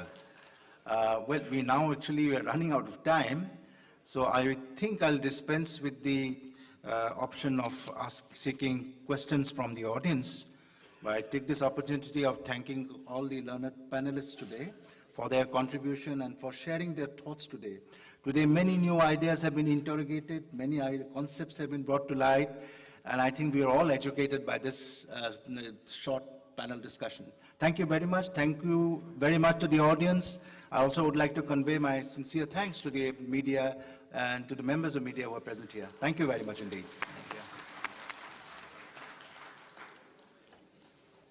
We conclude the function here. Thank you for the deep dive on the life and times of the Ahoms. It was so wonderful to hear at length about our glorious heritage. Now, on behalf of the organizers, we would like to felicitate our esteemed panelists and the moderator.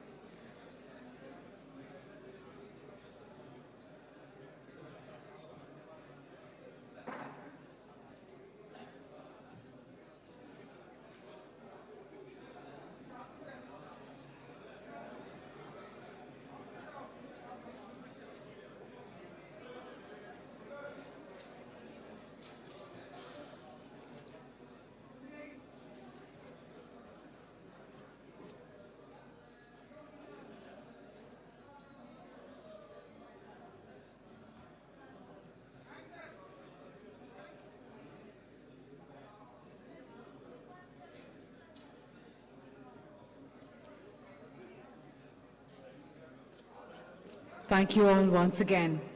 I would now request all present to kindly join us for some light refreshment in the cafe area of the NXA building and also in the NXA lawn outside.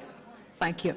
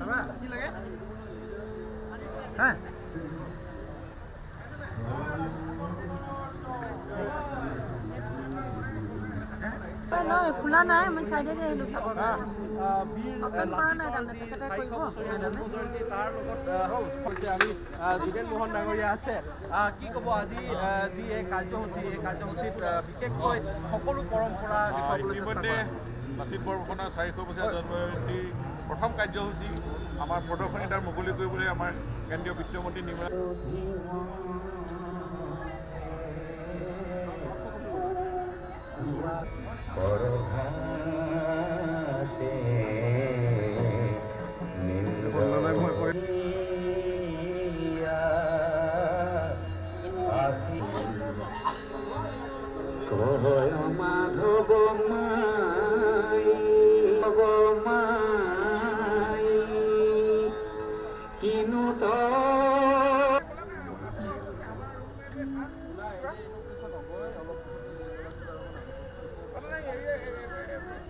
अंदर में कौन है बाकी artist और किसी को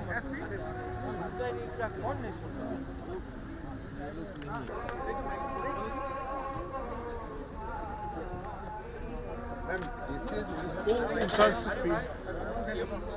He created a replica of Assamese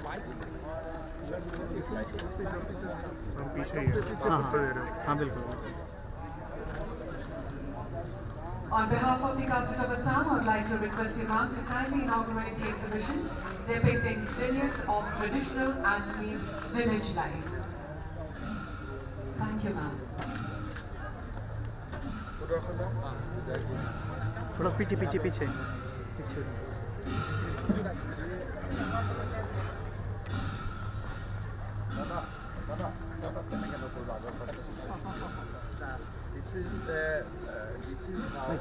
This is how that all their marriage ceremony and surprise solemnized before this. And then these are puff rice. Yes, puff rice, but there is also they put chicken, egg. It is a basic, but here we are not bringing them.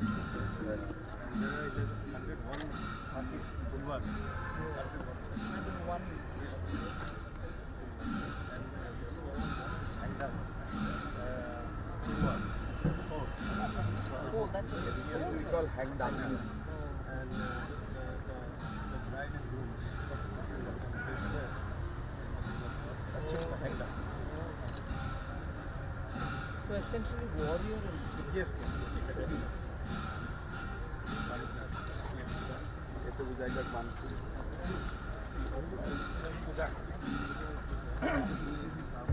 Choose me.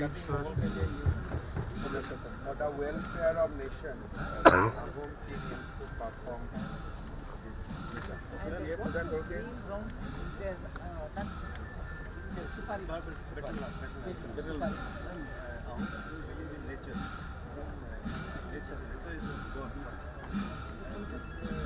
Worship nature. And nature protects us and preserves us. It's always 3+1. Yes. Those tools that you in the name of God. Hello. One of them. Hello.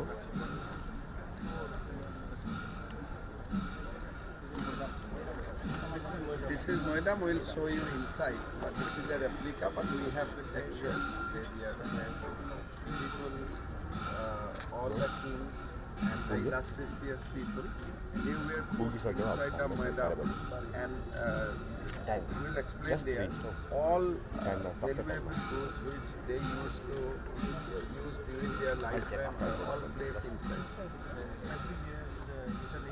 Memory of the heroes we celebrate every year. Is there a particular time in the year? For different people, This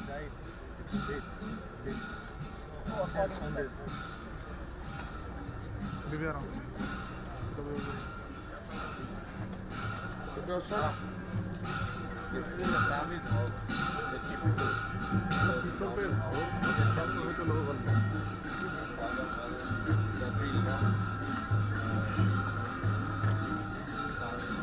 normally in Assamese village, father, mother, they sit, son sits there, and daughter is not used. This is our typical ideal culture. We have this kind of structure.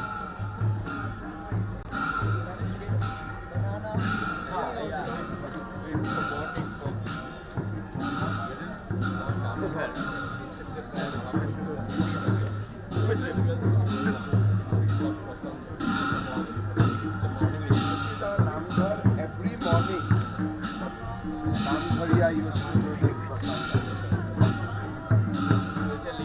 Bhagavat is placed on the top. Yeah, 7 steps. 7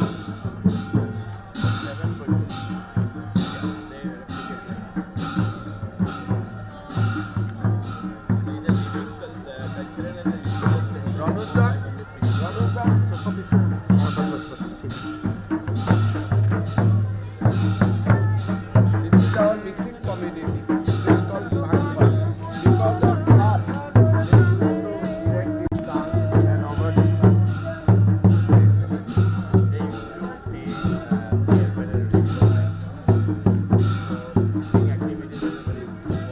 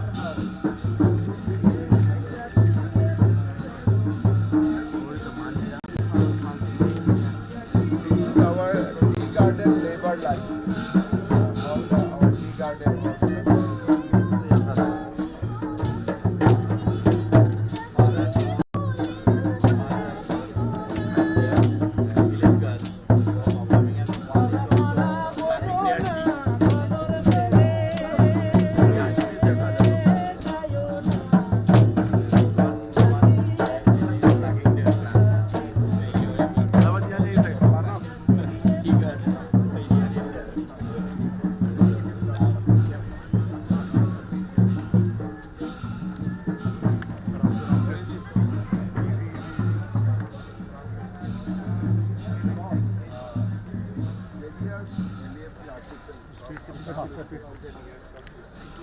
That exhibition will inaugurate.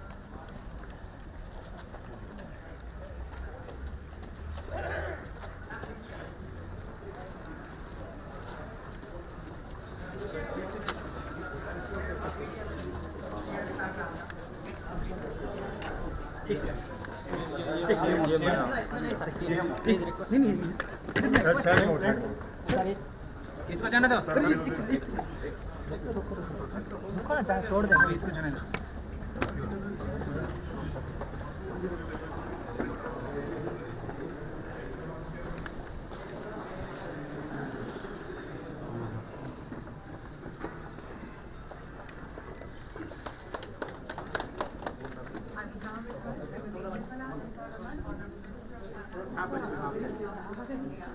Kindly inaugurate the exhibition which chronicles Assam's evolution over the past 700 years through the lens of historical artifacts.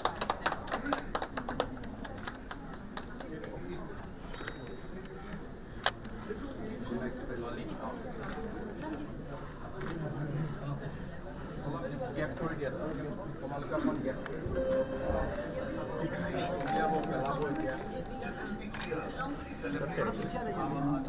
पता नहीं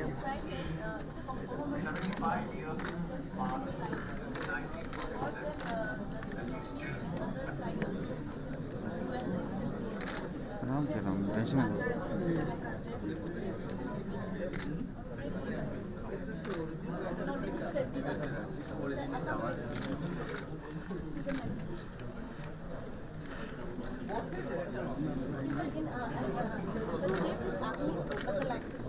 एक second language. This is Sundarkanda Ramayana. Oh, Sachi, the Sachi Bart. It's leaf. Okay. It's a part. Yes, Sachi. This is of 18th century, Sundarkanda Ramayana. Other than Ramayana, what were they? We have Kirtan, we have Mahabharata also. These are the samples of the part. That's what I was এটা যাতে enjoy কৰিব পাৰে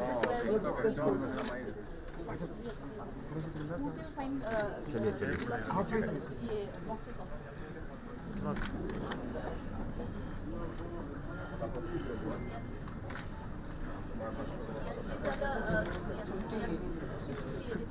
थोड़ा थोड़ा देर हाँ बिल्कुल बिल्कुल बिल्कुल थोड़ा देर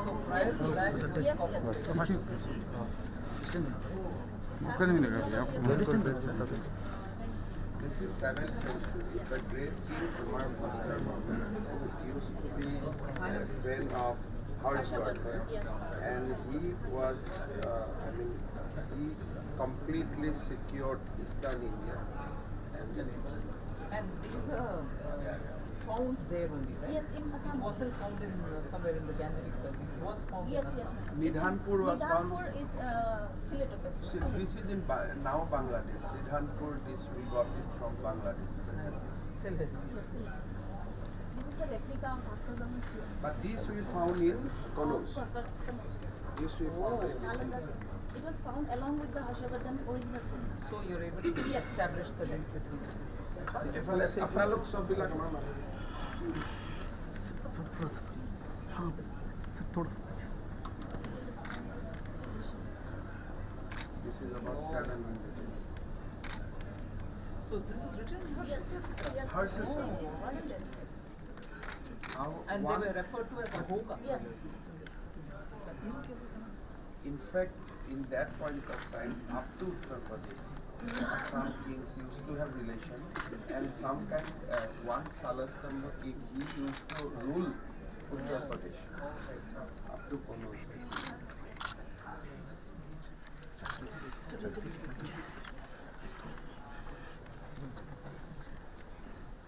This is Yuan Sang documents. It also records.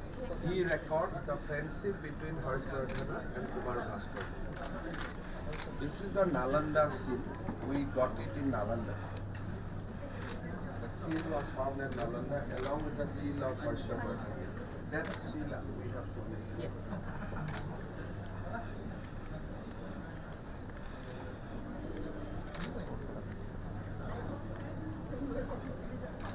This Nidhanpur in Sylhet, Bangladesh, both belong to the issued by Bhaskar Burma. And all were practicing Hindu. The Ahom rulers land grant documents. Land grant documents. Donated land. These were land grant by copper plate. Somewhere in the along with the land, they donated objects also. Sanskrit and Assamese. Mostly Assamese is good. These are, we said, for the collection, it was found in from India only. जो उसका लिपि है, वो लिपि के हिसाब से belongs to 9th 10th century. उसमें bell मिला है. उसमें bell का inscription है. That's quite earlier. उसके साथ में मिला है. This is a peculiar map. I refer to ma'am this.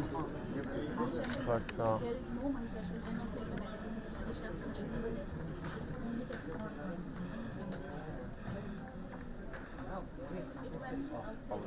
And to show the Mahishasura, yes. you have She looks very fierce also, no?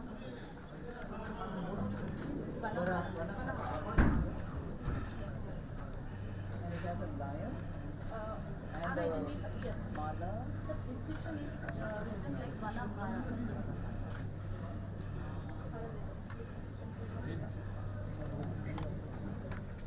Ma'am, this is one Sthalastambha where he went up to the reign over Kamrup and Gauram.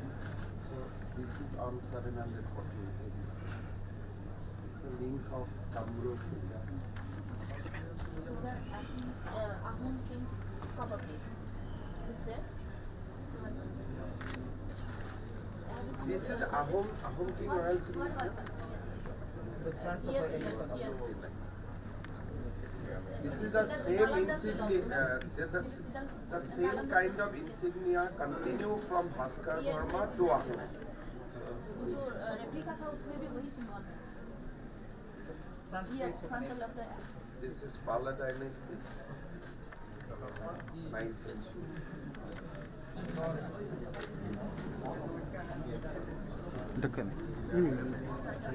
This is Raja Peter, defeated Bakhtiar Khilji in 12. Let us post Nalanda. Post further. Yes, yes, yes. This is here to This is a fast victory against invasion. And this is also Kanai Barosi Siddhar. This is a written inscription is there in Guwahati where this victory has been recorded. But does the 70 nations of Assam include or begin with this? This is the beginning. This is the beginning. Because this is Khilji. Post that you get This victory has been documented through an inscription. So this is not just a rumor or this thing. This is not mythological. These are undisputed.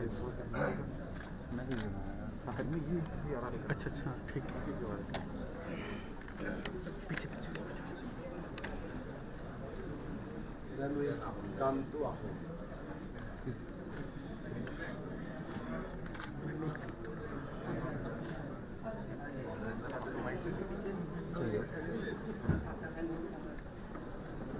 These are the rock inscriptions. This one inscription.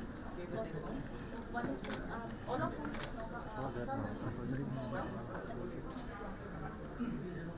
This is Tanagor inscription. So I was telling one of this inscription. These are the replicas, which are not from the original. This is the victory of Saga. 1671.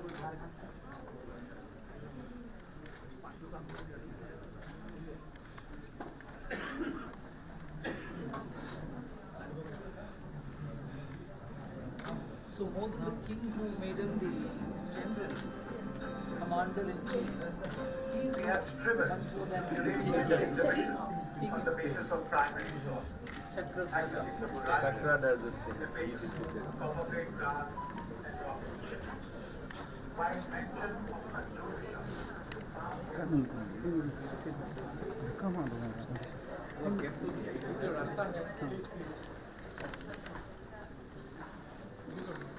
थोड़ा gap दे दो sir थोड़ा बहुत मानो थोड़ा gap रखिए gap रखिए This was the same.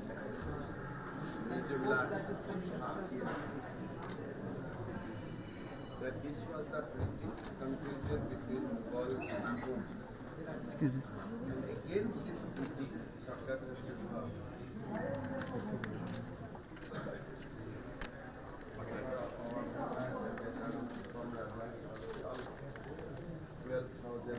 gold, all these nickel, silver. So this was a humility. Yes, and after that is when you wrap it again. During the time, the woman is ugly. She was definitely around here.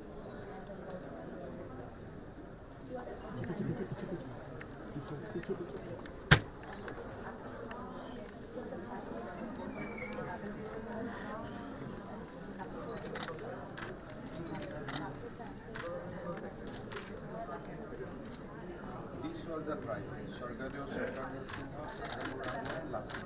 Sometimes there is a friction between Sargadeo and Lachit about the word, and Aton used to make the affair and make this comment in favor of Lachit.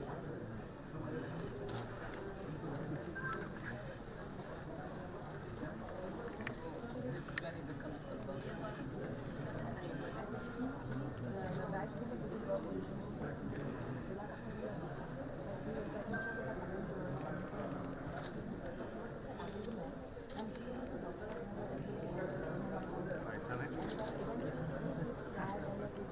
Lens पीछे कर लीजिए lens थोड़ा हाँ बस आपका lens छोटा है है ना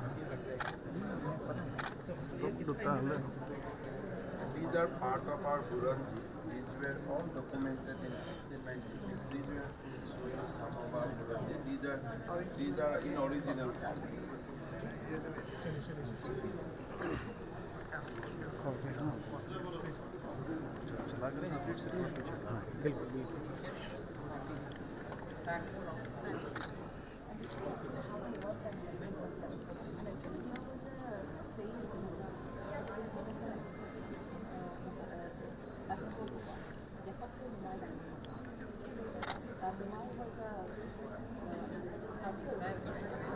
He fails to build that.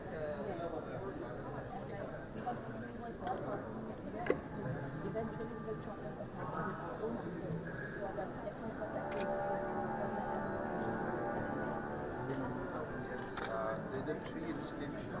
When first Lachit pushed Mughal, Ram Singh did not arrive at that point of time, but Mir Jumla who pulled his people there, so Lachit went and Lachit pushed them. That was in 1663. Ahom entered Guwahati in mid-November 1666. रवाना खुली बोला वहाँ खुली बोला In 71 you had the war. Therefore you were able to stop it to Saga. 1663, Mir Jumla won. 1667, we pushed them. Then counter-attack by Ram Singh.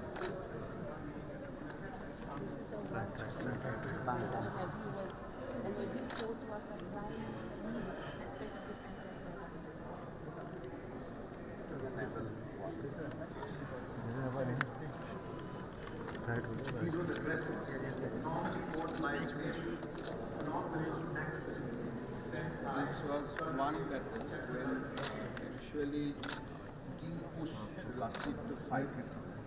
Without this, he was not ready. Then in this battle we lost 10,000 soldiers. So that we call Battle of Alabu, where we lost. But after this year, after loss of 10,000 people, still Lachit had that courage to come back.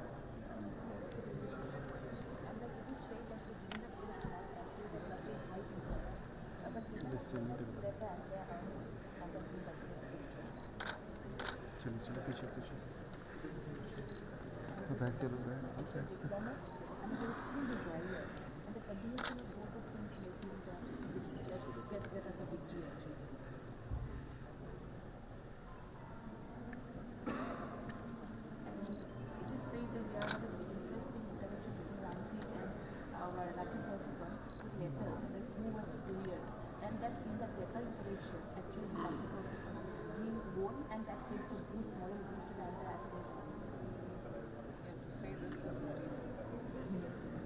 Lachit has said to Lachit, he said relate to the figure. Respective positions don't ask me to extend new friendships. Yes.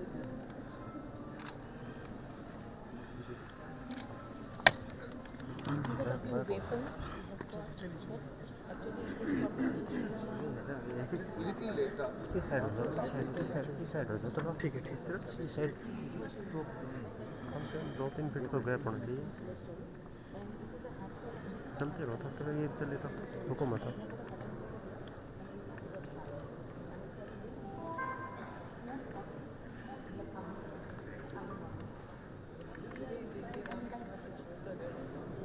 And these are original.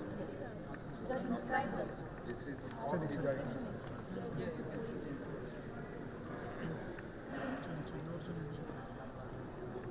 चलते रहो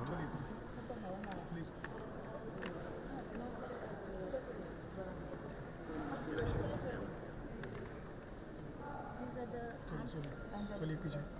पीछे please थोड़ा पीछे This is Torwar. It was collected as war only. This is actually a Mughal. Yes, this was a Mughal sword which we captured. And these are the cannons of various sizes meant for various cannons and the cannons. चल please पीछे This is this Torwar. Iron sword collected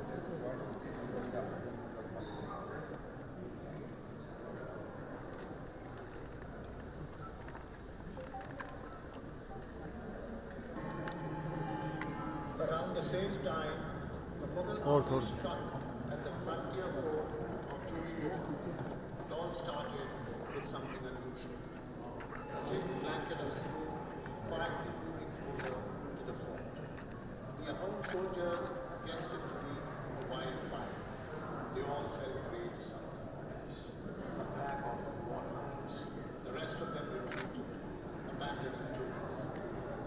Hearing of this misfortune at Jodhpur, Lachit assembled his commanders at Kamakya, praying to the Devi. This gesture was to boost the confidence of his men. They had all reached out to Nizam. Oh, mother, eat up the foreigners and protect our people. Lachit clearly knew that he had either to motivate his people to give a fight, or they had to fear him more than the Mughals. He decided to employ the second strike. He assembled his men in front of the temple and exhorted, I will cut off the heads of every delinquent without any favor or mercy. I will inform the gods later. This announcement had neither the approval of his men nor of the king. Action against maternal uncle had already added to his reputation, but Lachit's statement could not be taken light. Only Swargdev had the authority to order execution. He was duly informed. Swargdev's wife intervened in Lachit's favor. Barphukan was to be allowed to act as per his pronouncements. Everyone was informed. Barphukan's statement was Swargdev's statement.